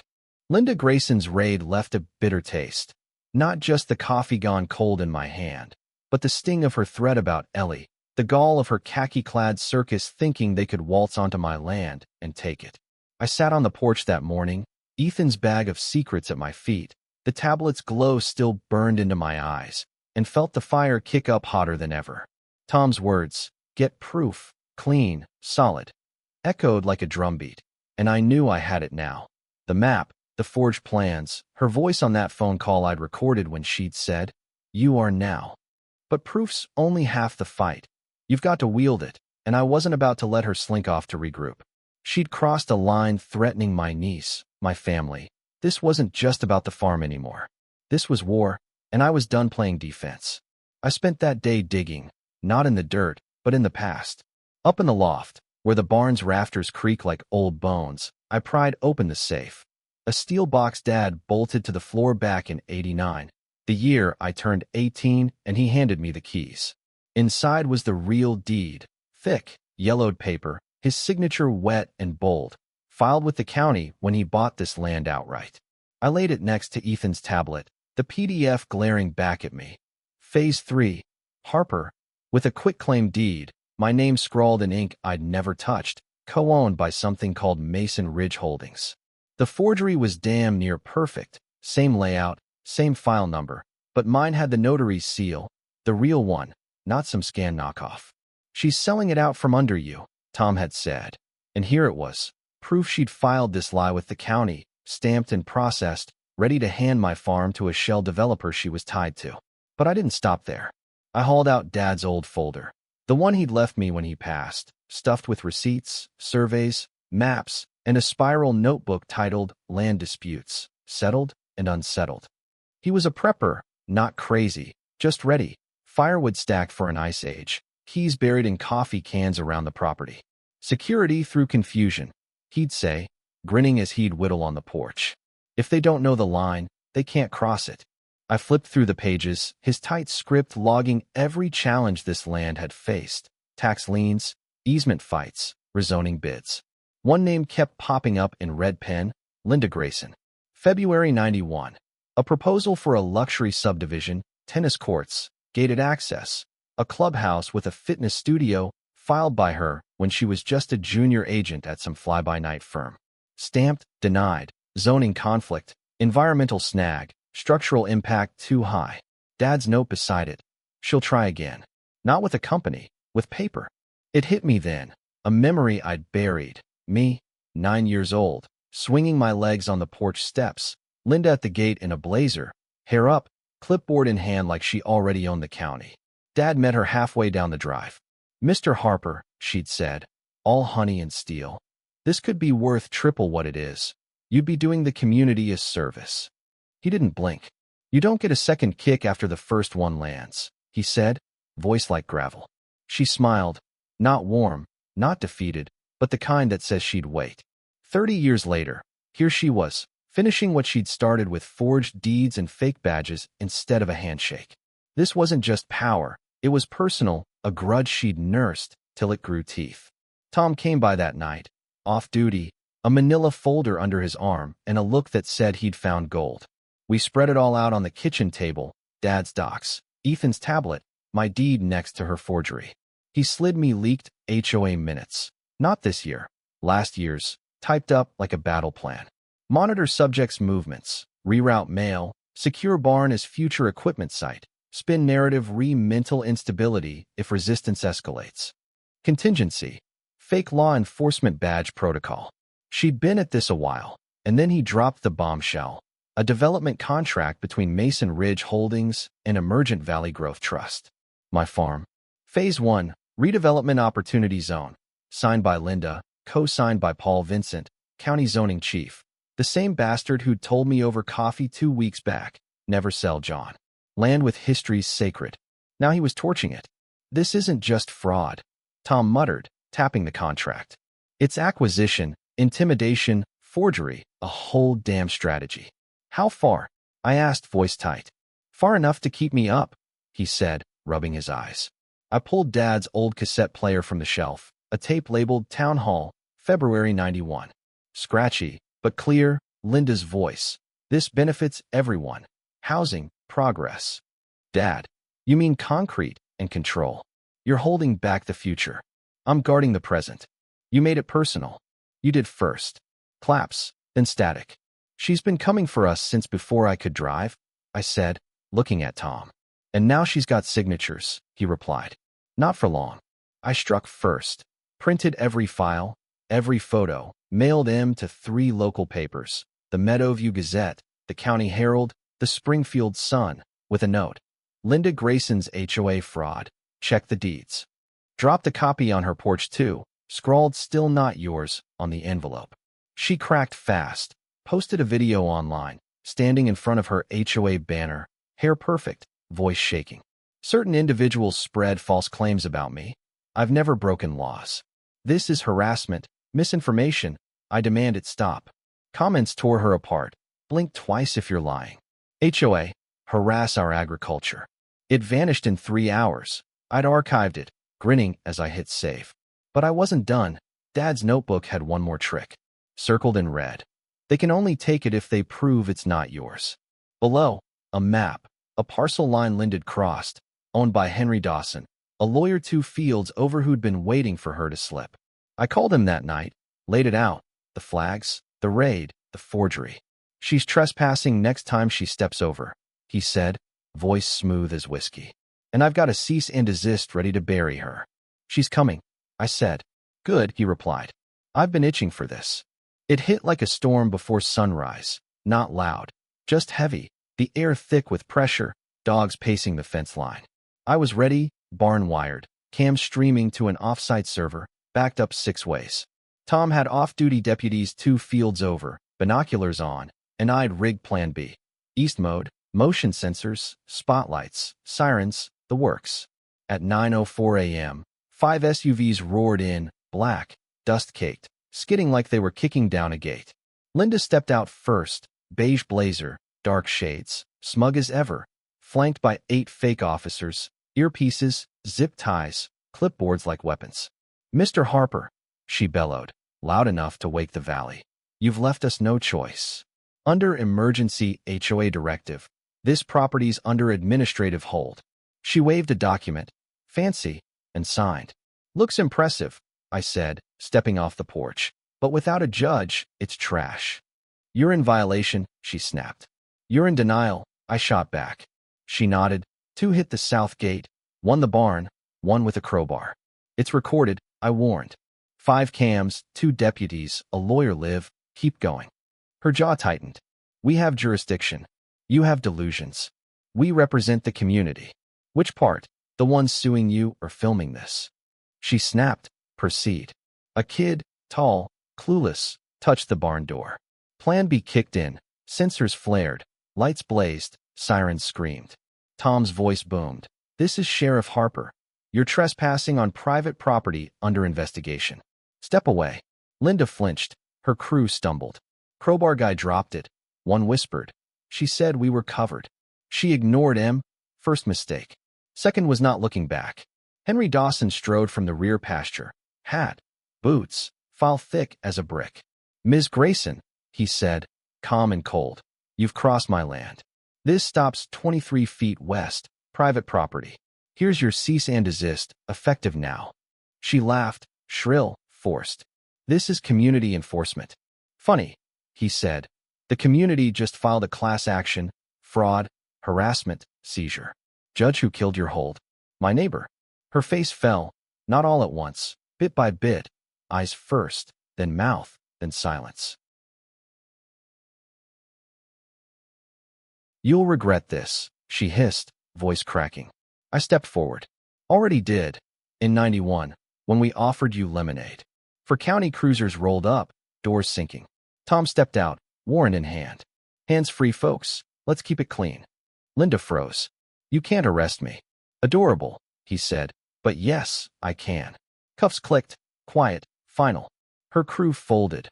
1 ran 10 feet. 1 sat, begging whistleblower status. Neighbors swarmed, clapping, filming. A teen yelled, "That's the witch who fined us for Halloween lights." Mrs. Delaney toasted with sweet tea. HOA Hitler's done. Tom's deputy waved him over. A tablet from Linda's SUV. Email. Reassignment pilot zone, Midwest beta. Coordinates, not mine. Linda wasn't the architect. She was the test run. They hauled her off. No shades, no clipboard, just defeat. Her mugshot hit the paper. Channel 9 looped it. 80K shares by dawn. HOA Prez cuffed for fake raid. Sheriff's her brother. Her site 404D. Kids sold teas. Violation. Arrogance. Section 8. Para-stupid. 6 officers flipped. 3 county suits suspended. Paul Vincent quit. State DA dug in, quiet, deep. But that email? That's the shadow I can't shake. A machine still grinding, targeting someone else's land. I stood on the porch that night, beer in hand, the barn's silhouette steady against the dark. Linda was down, but not out, not really. She'd lost here, but she'd won before, and someone bigger had let her play. I kept my farm, my roots. But at what cost? Tom clapped my shoulder. "You did good, John." "We did," I said, cracking a grin. "But it ain't over, is it?" He shook his head, eyes on the horizon. "Not by a long shot. This is where it cuts deep." Linda's fall wasn't just a win, it was a warning. She wasn't some lone wolf. She was a cog, ruthless but replaceable.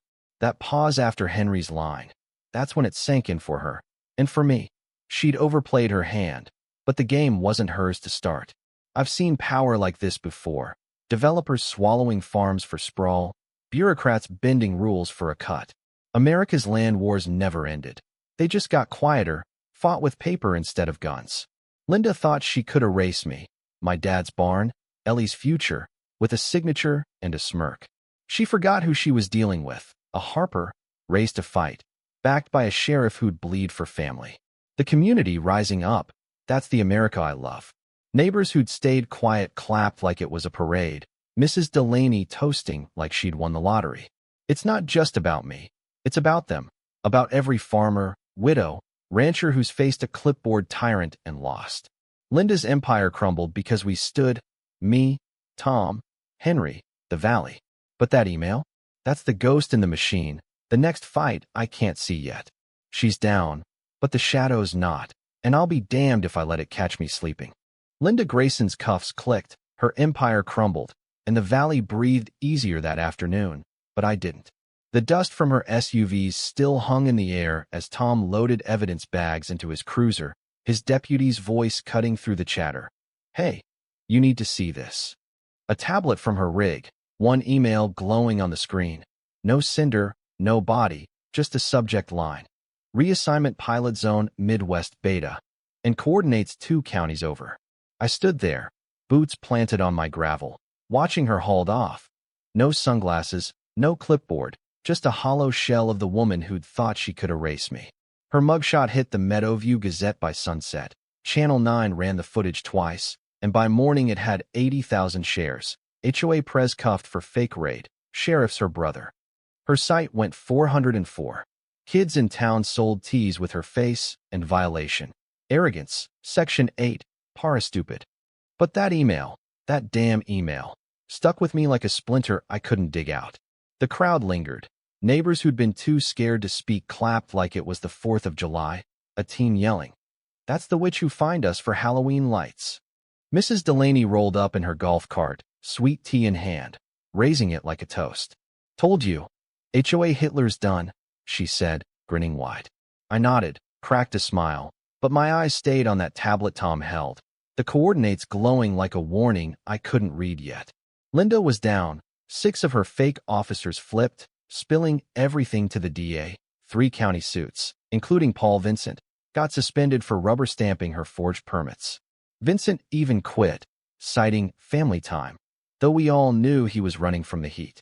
The state attorney's office was digging in, quiet, thorough, the kind of investigation that doesn't shout till it's ready to strike.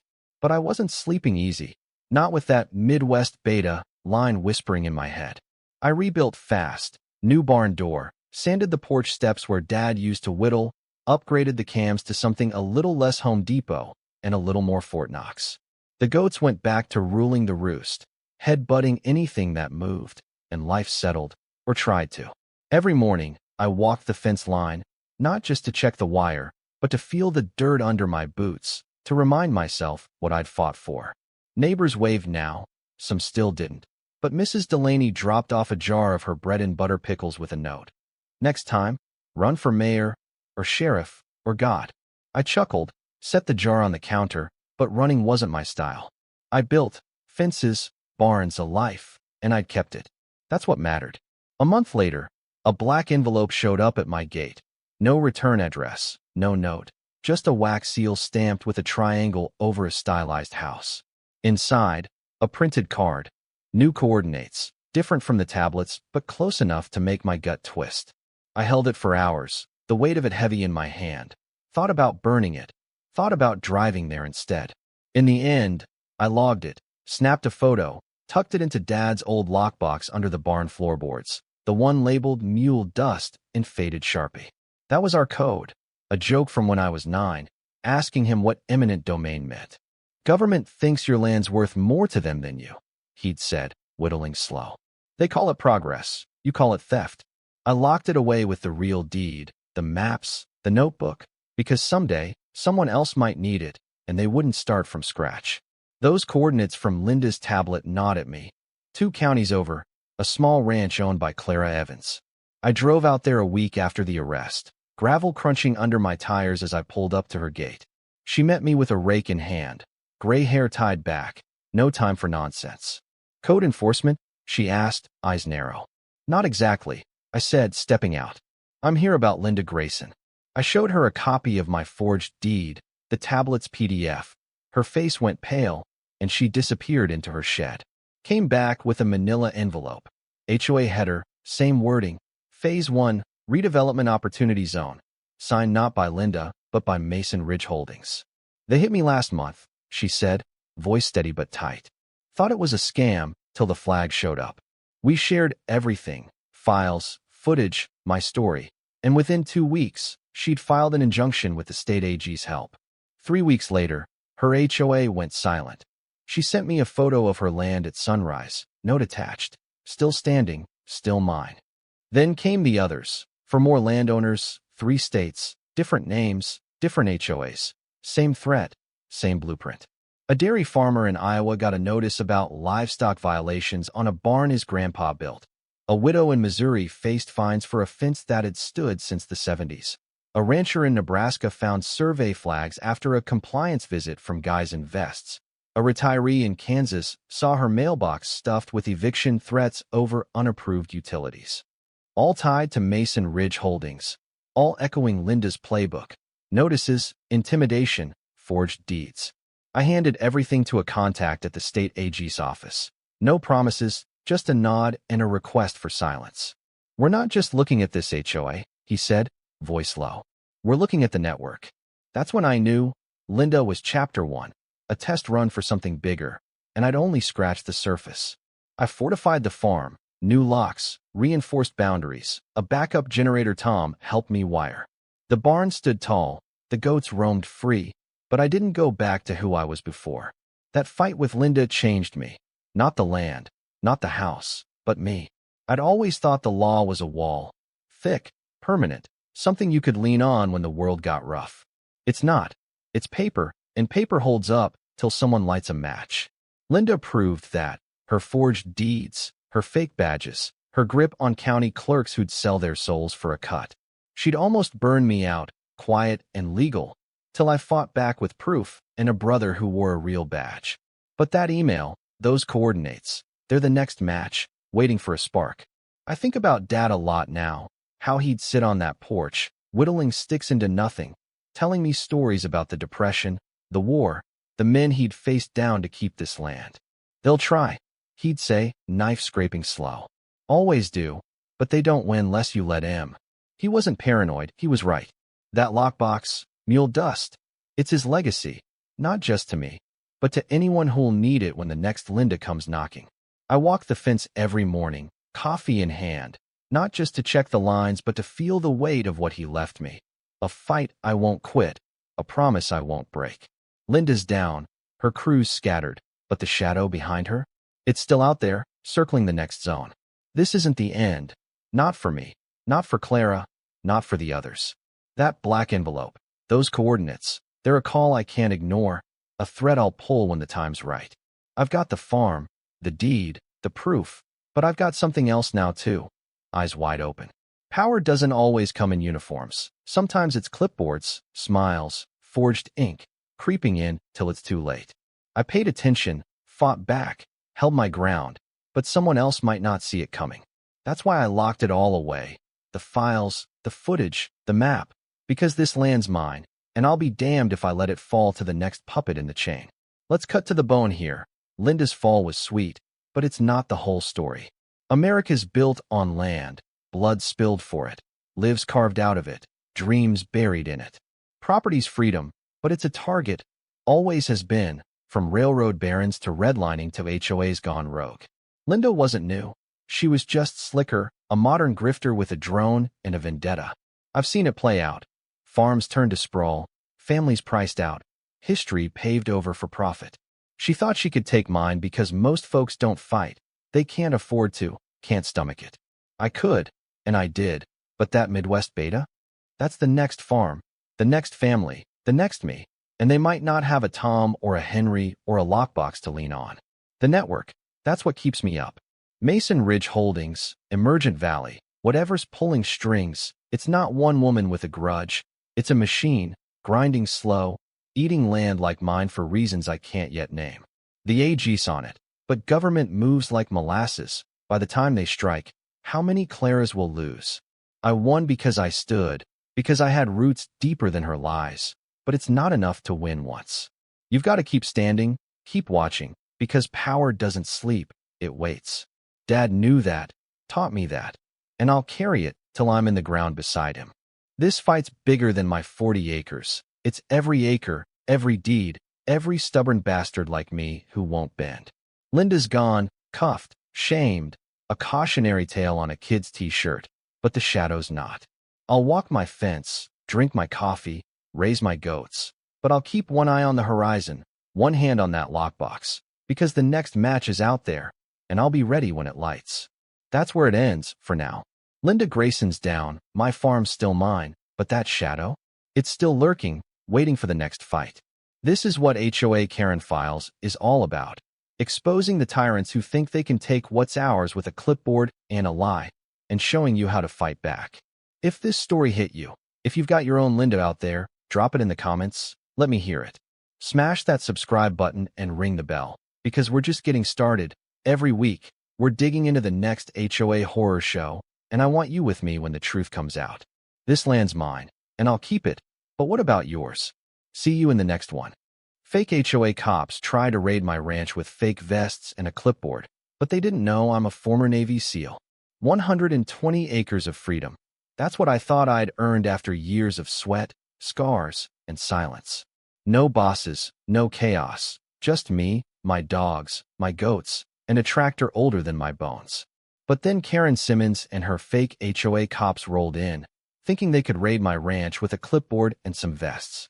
They didn't know I'm a former Navy SEAL, and they sure as hell didn't know they'd walked into my trap. This is HOA Karen Files, where we expose the tyrants who think they can take what's ours.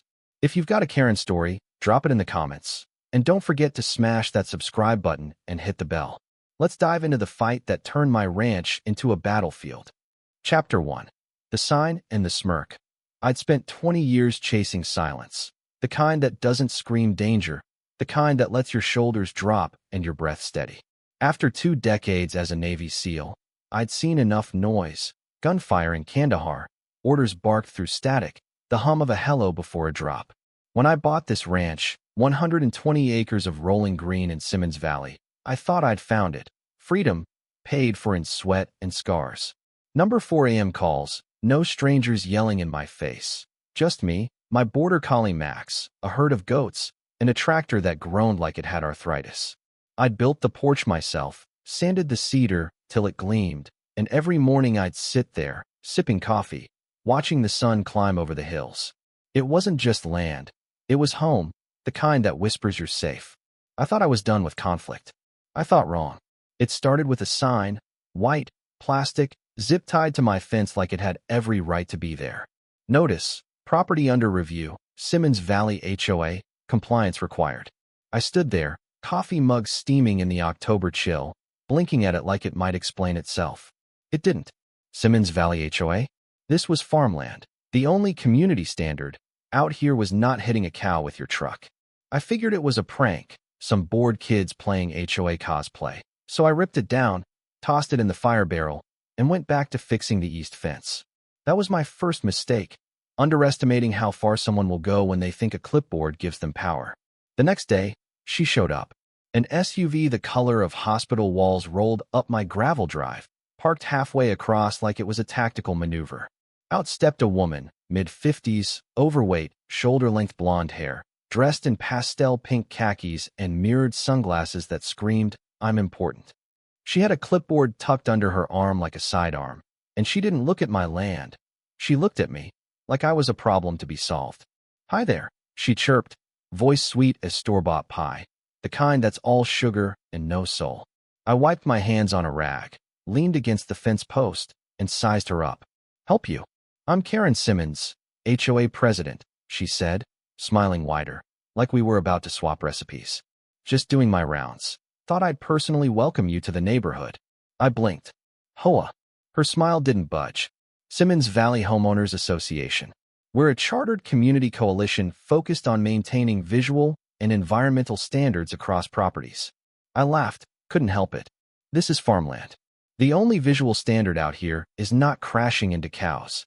She didn't flinch, just kept that smile, the kind that says she's heard it all before and doesn't care. Our bylaws cover fencing height, structure types, livestock ratios, and noise thresholds. We're in an awareness phase, but citations begin at the end of the month. I crossed my arms, coffee mug still in hand. Lady, you can't cite a goat. Her eyes gleamed behind those sunglasses. Oh, we don't cite the goats, she said, voice dripping with fake sweetness. Just their owners. She handed me a manila envelope. Welcome packet. Action required. And before I could reply, she spun on her orthopedic heel and walked off like she'd just served a jury summons. I opened it right there, standing in the gravel, Max sniffing at my boots. Page after page of fake regulations, diagrams of my barn with red circles, photos of my fencing from angles I didn't even know existed, a note about my satellite dish being a visual obstruction in the southern view corridor. I didn't throw it out. I burned it, watching the flames curl the edges, thinking that'd be the end of it. Mistake number 2, assuming Karen would stop. 2 days later, new signs appeared. Bigger, laminated, zip-tied higher. One stapled to my barn door. Under enforcement review, violations pending. I tore them down again, but this time they came back with nails and men. 2 of them, late 30s, matching khakis, vests with iron-on patches that read HOA patrol. I watched from the porch as they walked my fence line, walkie-talkies crackling, clipboards in hand like they were on a mission. One pointed at my tractor, muttering into his mic. I stepped off the porch, boots crunching gravel, and they froze like deer hearing a shotgun. Something I can help you with, boys? I asked, voice low but firm. One spoke, nervous, rehearsed. We're conducting a compliance sweep under HOA protocol. I walked closer, eyes on their vests. Got a badge. We operate under the Simmons Valley Charter, he said, dodging the question. Great, I replied. Then you're trespassing under the Callahan Property Charter. Leave. They did, but not before one dropped his clipboard. I picked it up, patrol maps, routes, properties marked with red X's. Mine was labeled Alpha, high resistance. I snapped a photo, then called a buddy in town, Sheriff Langston. He hadn't heard of any HOA, but he knew Karen. Oh yeah, he said, voice gruff through the line. She tried to find the feed store last year, called it a rural noise disturbance. She's trouble. That's when I realized this wasn't a one-time thing. Karen had plans that didn't stop at laminated signs, plans that included men with walkie-talkies, fake websites, patrols, and maybe worse. I started prepping, not for war, for nonsense. Motion sensors, trail cams, remote lights. Nothing lethal, just enough to remind them this land bites back. I'd spent years in the SEALs learning how to hold ground, how to turn the enemy's confidence into their downfall. If Karen wanted to play, I'd be ready. Because the next time they crossed my line, they weren't walking away with a warning. And the next time they came, they didn't knock. They came before dawn, in silence, and they brought backup. You don't forget what trouble sounds like when it's trying to be quiet. There's a rhythm to it, measured, careful, like a heartbeat just a tick too fast. I heard it before I saw anything. The wind was dead, sky still black. Even the chickens hadn't started their morning arguments. But that crunch on the gravel, too heavy for wind, too light for a truck, too damn coordinated for a deer, set my nerves on edge. I didn't panic, just grabbed my boots and mug, half full with yesterday's reheated coffee, muscle memory kicking in. I didn't have to look. I already knew they were back. Karen's fake HOA troops, her clipboard commandos, had returned. I'd figured they'd try again, just not this soon. I stepped into the kitchen, flicked off the interior lights, quieted my breathing, and listened. Crunch, pause, crunch, multiple sets, 5, maybe 6. I moved to the side window by the barn. 5 shadows in a lazy arc, vests, khakis, flashlights off, radio earpieces in. One had a clipboard, because apparently even paramilitary LARPers need paperwork. The kicker, headlamps strapped to their foreheads, like coal miners or discount special forces. I crouched low, scanned. 3 veered toward the east fence where Linda, my lead goat, slept like royalty. 2 hung near the front gate.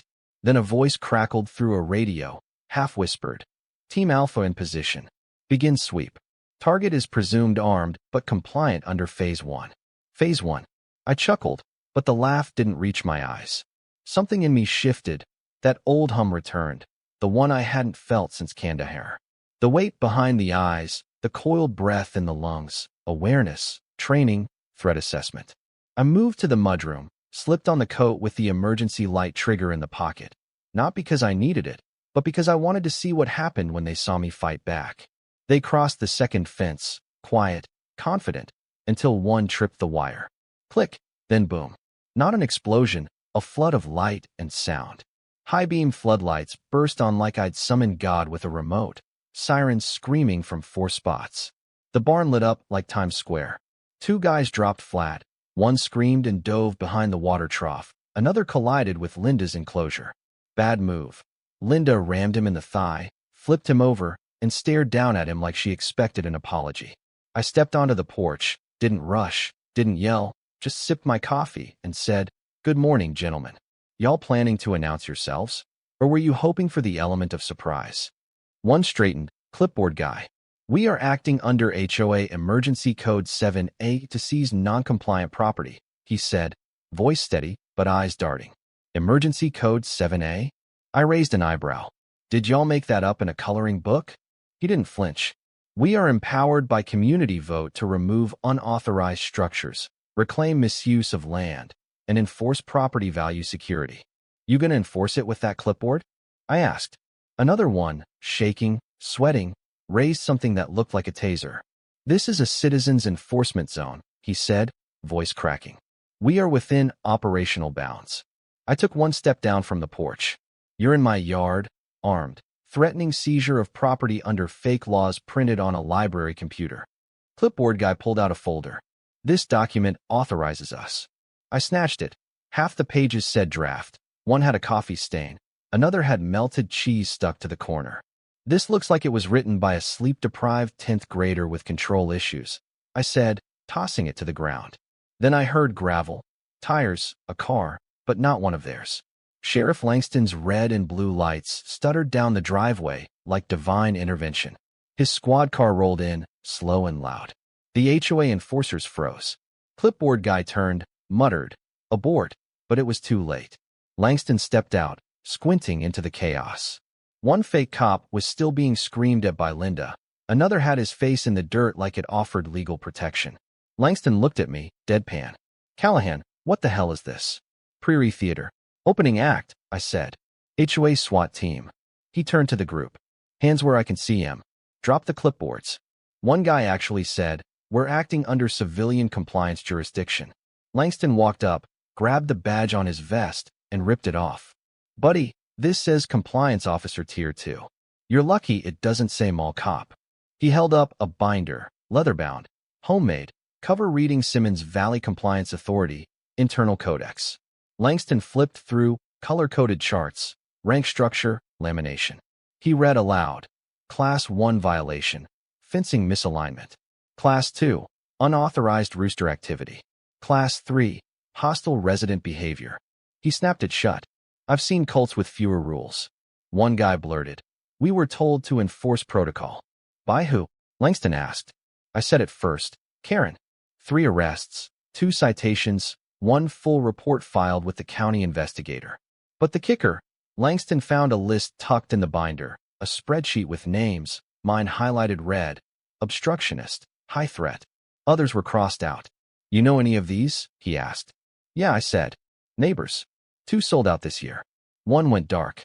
"This isn't just HOA cosplay," he said, voice low. "This is coordinated. Targeted." He sighed. "I'll call in a fraud investigator, maybe even the feds. But you should know, Karen's doubling down. She's not quitting." I already knew. Later that night, a certified letter landed in my mailbox. Not mailed, hand-delivered. Karen was suing me for hostile disruption of a sanctioned community action, undermining volunteer enforcement personnel, and intentional obstruction of cooperative land reclamation. The worst part, she had a real lawyer. Someone was funding her, someone with more reach than a folding table and a clipboard. Tucked inside the envelope was a list of names, not just mine, not just neighbors, but one I knew better than anyone. Someone I'd shared beers with, someone who'd helped build my barn. Next to their name, a single word, informant. Power corrupts. But what nobody tells you is how fast it happens when the only thing standing between someone and total control is a clipboard. Karen didn't fold after the arrests. She doubled down, dragging the whole damn neighborhood with her. It started with flyers, not just in mailboxes, but printed in grayscale, clipped to plastic stakes, stabbed into the ground at the road's entrance like military signage.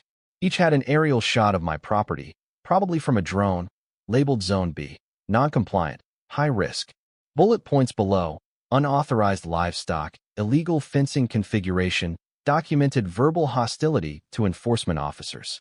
The best part: subject has refused all attempts at reintegration. Neighbors are advised to avoid unsanctioned contact. I couldn't believe it. She was distributing social exile notices. But the worst part? It worked. Neighbors who used to wave stopped making eye contact. The guy who sold me feed raised his prices.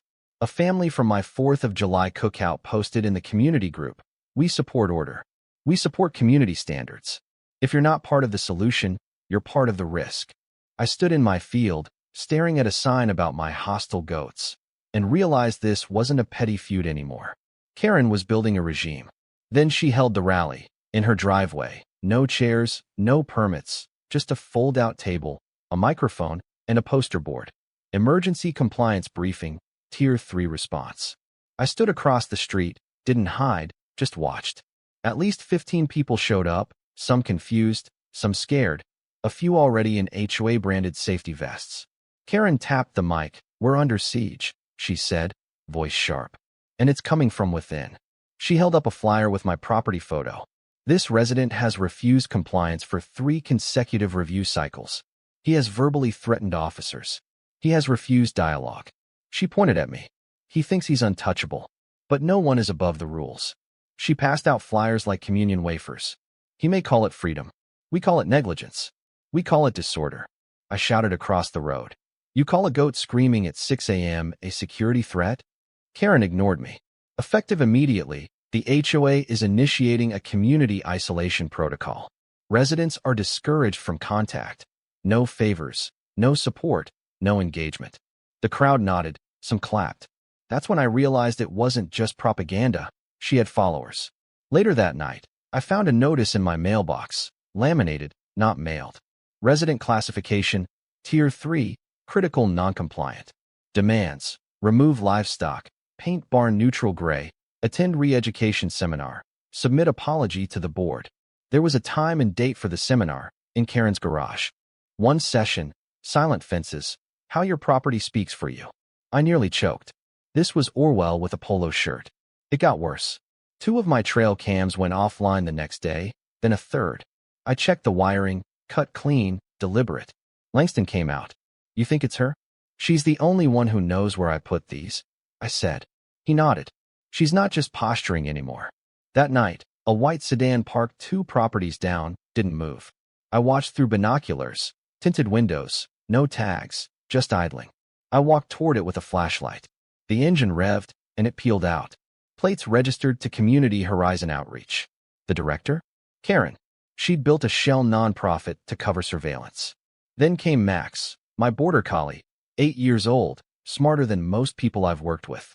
That night, I heard him whimpering near the barn. I found him behind the ATV, shaking, one paw bleeding. He yelped when I touched it, a deep cut, embedded glass.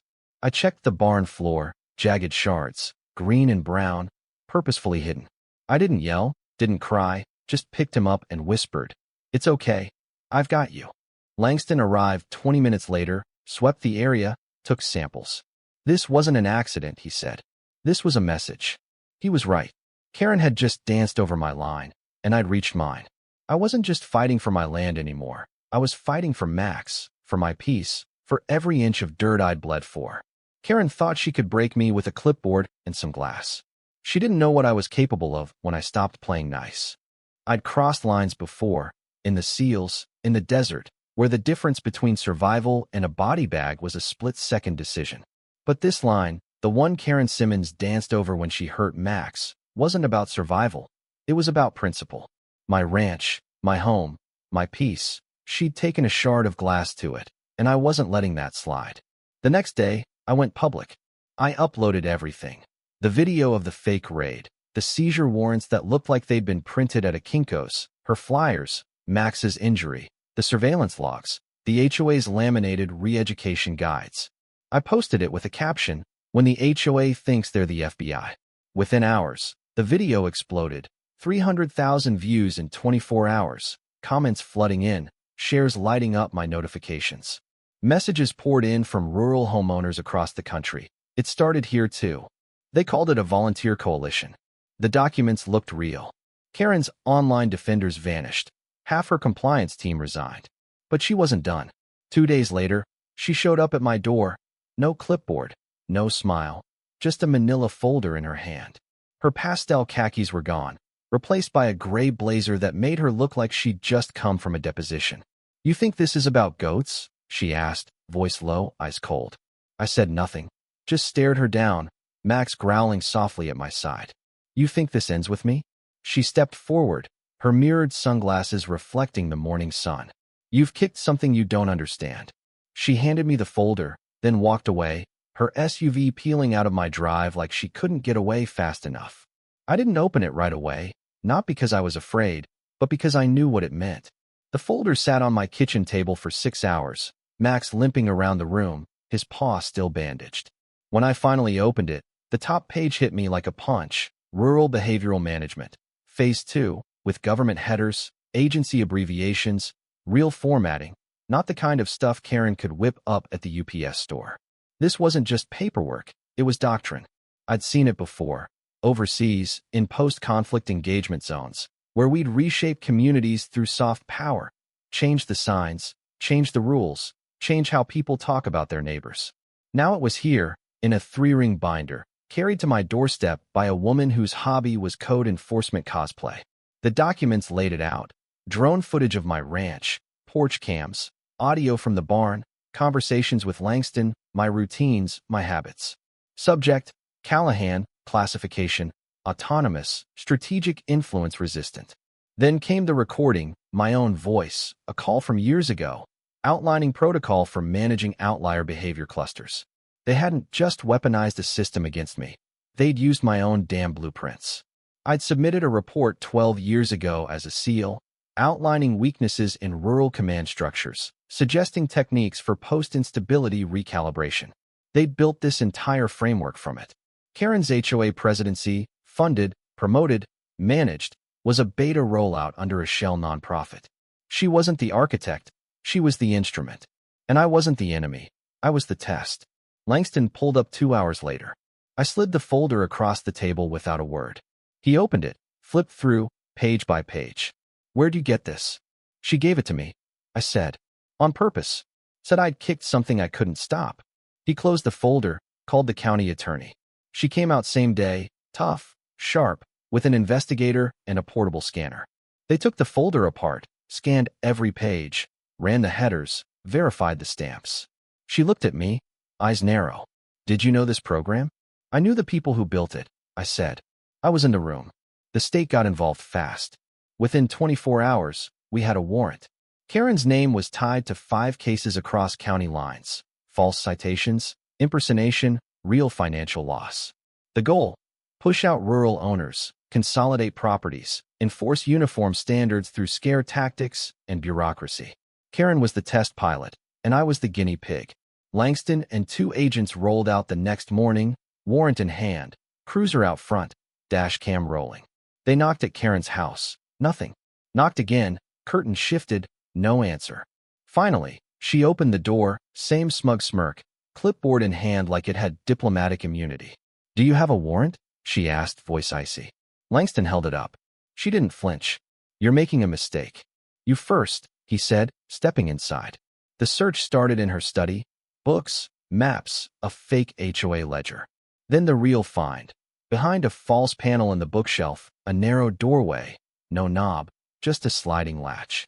Inside, a back office, surgical, wall-to-wall binders, a whiteboard with names and faces, maps, schedules, rotation charts, a bank of monitors, all turned off. 3 had camera feeds paused. 1 was my barn. 6 labeled binders: resident tier guide, compliance scripts, corrective language index, psychological reinforcement tactics, asset conversion model, phase 3 strategy outline. Langston flipped through the first, files on me, my property layout, my habits. Wakes around 4:50 most mornings, feeds animals by 6, occasionally leaves lights on in the front room past midnight, rarely seen with visitors. Pattern rating: defiant, autonomous, vigilant. They were profiling you, Langston said. Not just me, I replied. He flipped again, 6 other names, all categorized: compliant, exit achieved, pending disruption. The last one had moved out last month. They found a wall map, 3 counties, red pins, blue pins, black pins, each labeled P1, probationary, P2, persuasion, P3, physical relocation encouraged. Langston stepped back. This isn't HOA. This is psychological warfare. We bagged everything. The attorney filed charges that afternoon: criminal harassment, wire fraud, identity manipulation, illegal surveillance, impersonating a public official, conspiracy to defraud. Karen's lawyer tried to spin it: a community experiment in grassroots cohesion. Langston called it what it was: a cult with a mailing list. That night, someone knocked at my gate. Jerry, the neighbor who'd stopped waving. He looked broken. I didn't know it would go this far, he said, eyes on the dirt. You believed her? I asked. He didn't answer. She told us if we didn't help enforce it, we'd be next. I nodded once, closed the gate. 2 days later, the county cracked the last hard drive. Files on 6 other properties, video reports, drone footage, fencing audits, voice recordings from porch conversations. These people didn't just want your land. They wanted to watch you, predict you, control you, then erase you. Karen wasn't the only node in the system. One signature on the Phase 2 proposal was someone I knew, an old intel officer, retired, last seen consulting in D.C. I stared at it, not shocked, but steady. I knew exactly what kind of people they were, and what they'd do to keep their blueprint from unraveling. One last drive was labeled Phase 4, contingency, locked, encrypted, but the title said enough. Phase 3 was about control. Phase 4 meant they were planning for resistance, and they were ready to act. The drone came back at 4:12 a.m. Same low hum, different model, faster, smaller, smarter. It swept low across the barn roof, buzzed the tree line, disappeared. 15 minutes later, I found a circle burned into the ground near the north fence. Perfectly symmetrical, black paint, 2 slash lines cutting through like an X. Same symbol Langston found on the Clearwater property, same one used on their non-compliant targets. It wasn't a warning, it was a marking. They were coming.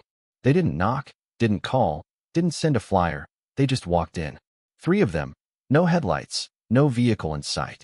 I spotted them on the southwest cam first. Thermal signature said they'd been in the woods for 20 minutes. Now they approached my driveway, black vests, boots, walkie-talkies muted.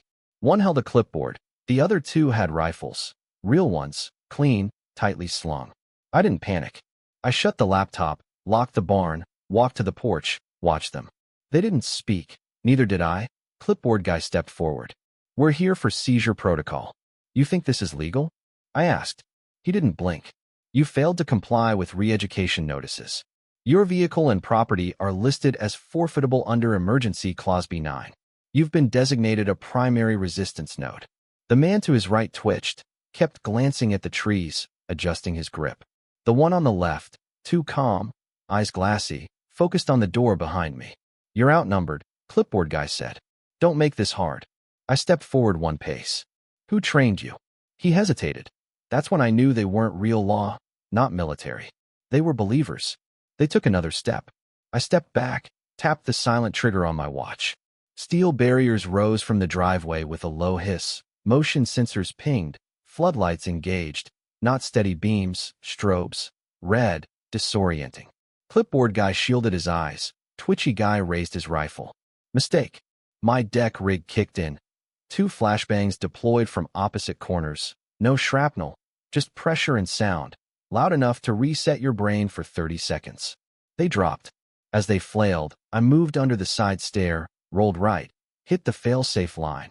A buried cable I hadn't tested in 2 years, rigged for equipment haulers. Across the field, for directional sirens fired up, piercing, oscillating, bouncing off the barn, scattering echoes. Twitchy guy staggered, rifle half-raised, blind. I closed the distance, grabbed the barrel, twisted, drove his shoulder into the gravel with my full weight. He didn't fight. The calm one turned to run but stopped cold. Langston's cruiser had arrived. No siren, no lights, just his voice. Weapons down now. Langston stepped out, sidearm drawn, back up behind him.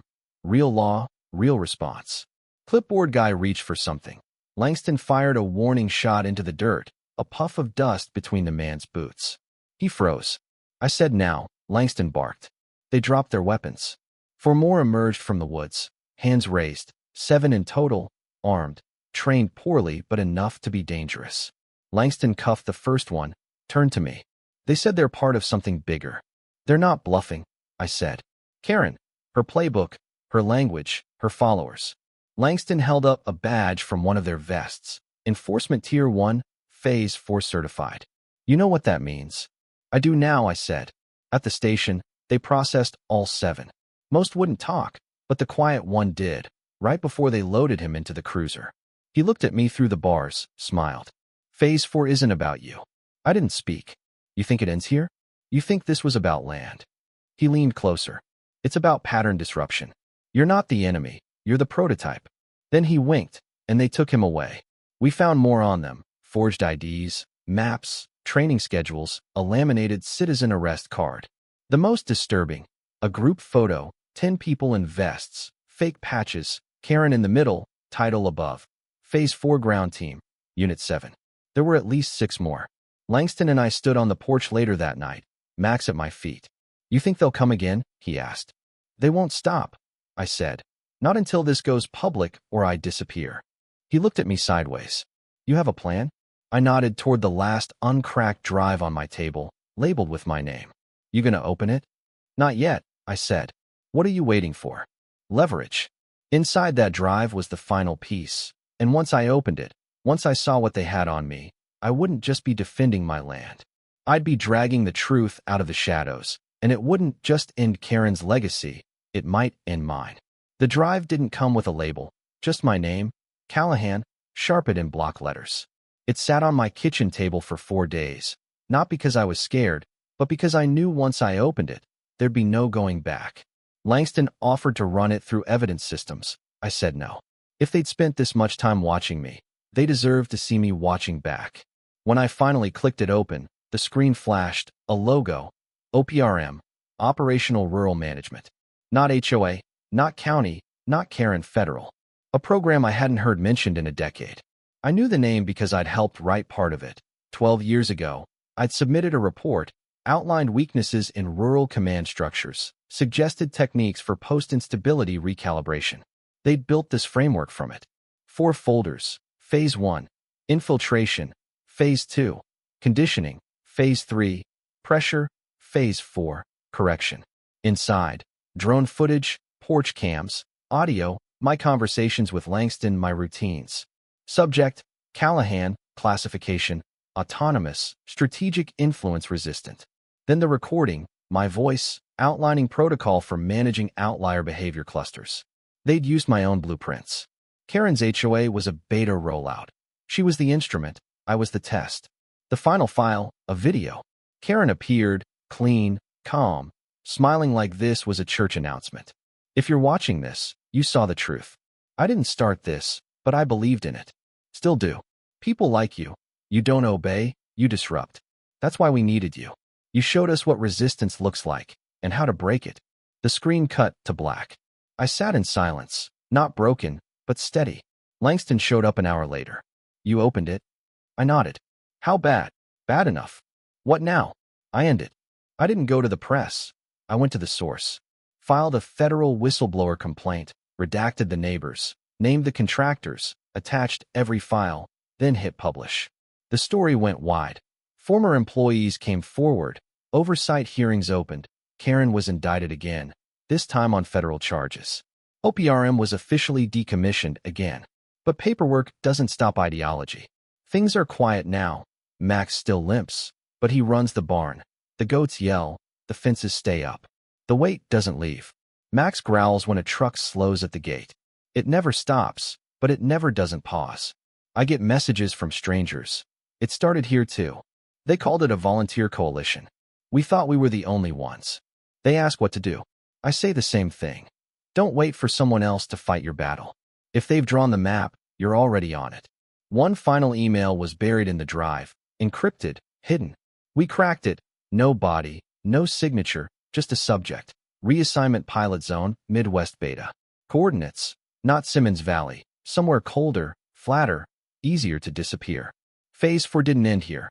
It just moved down the list. They thought I was the glitch. I wasn't. So there you have it. Karen Simmons and her fake HOA cops thought they could just waltz in and take my 120 acres without a fight, but they had no idea who they were dealing with. I held on to what's mine, dragged their dirty little scheme into the light, and showed everyone you can't let people walk all over what you've worked your tail off to build. But it ain't over yet. I heard their phase 4 has moved on to somewhere else, and I know they'll be back. Maybe not for me, but for someone out there. This is HOA Karen Files, where we share stories like this so you know how to handle folks like Karen.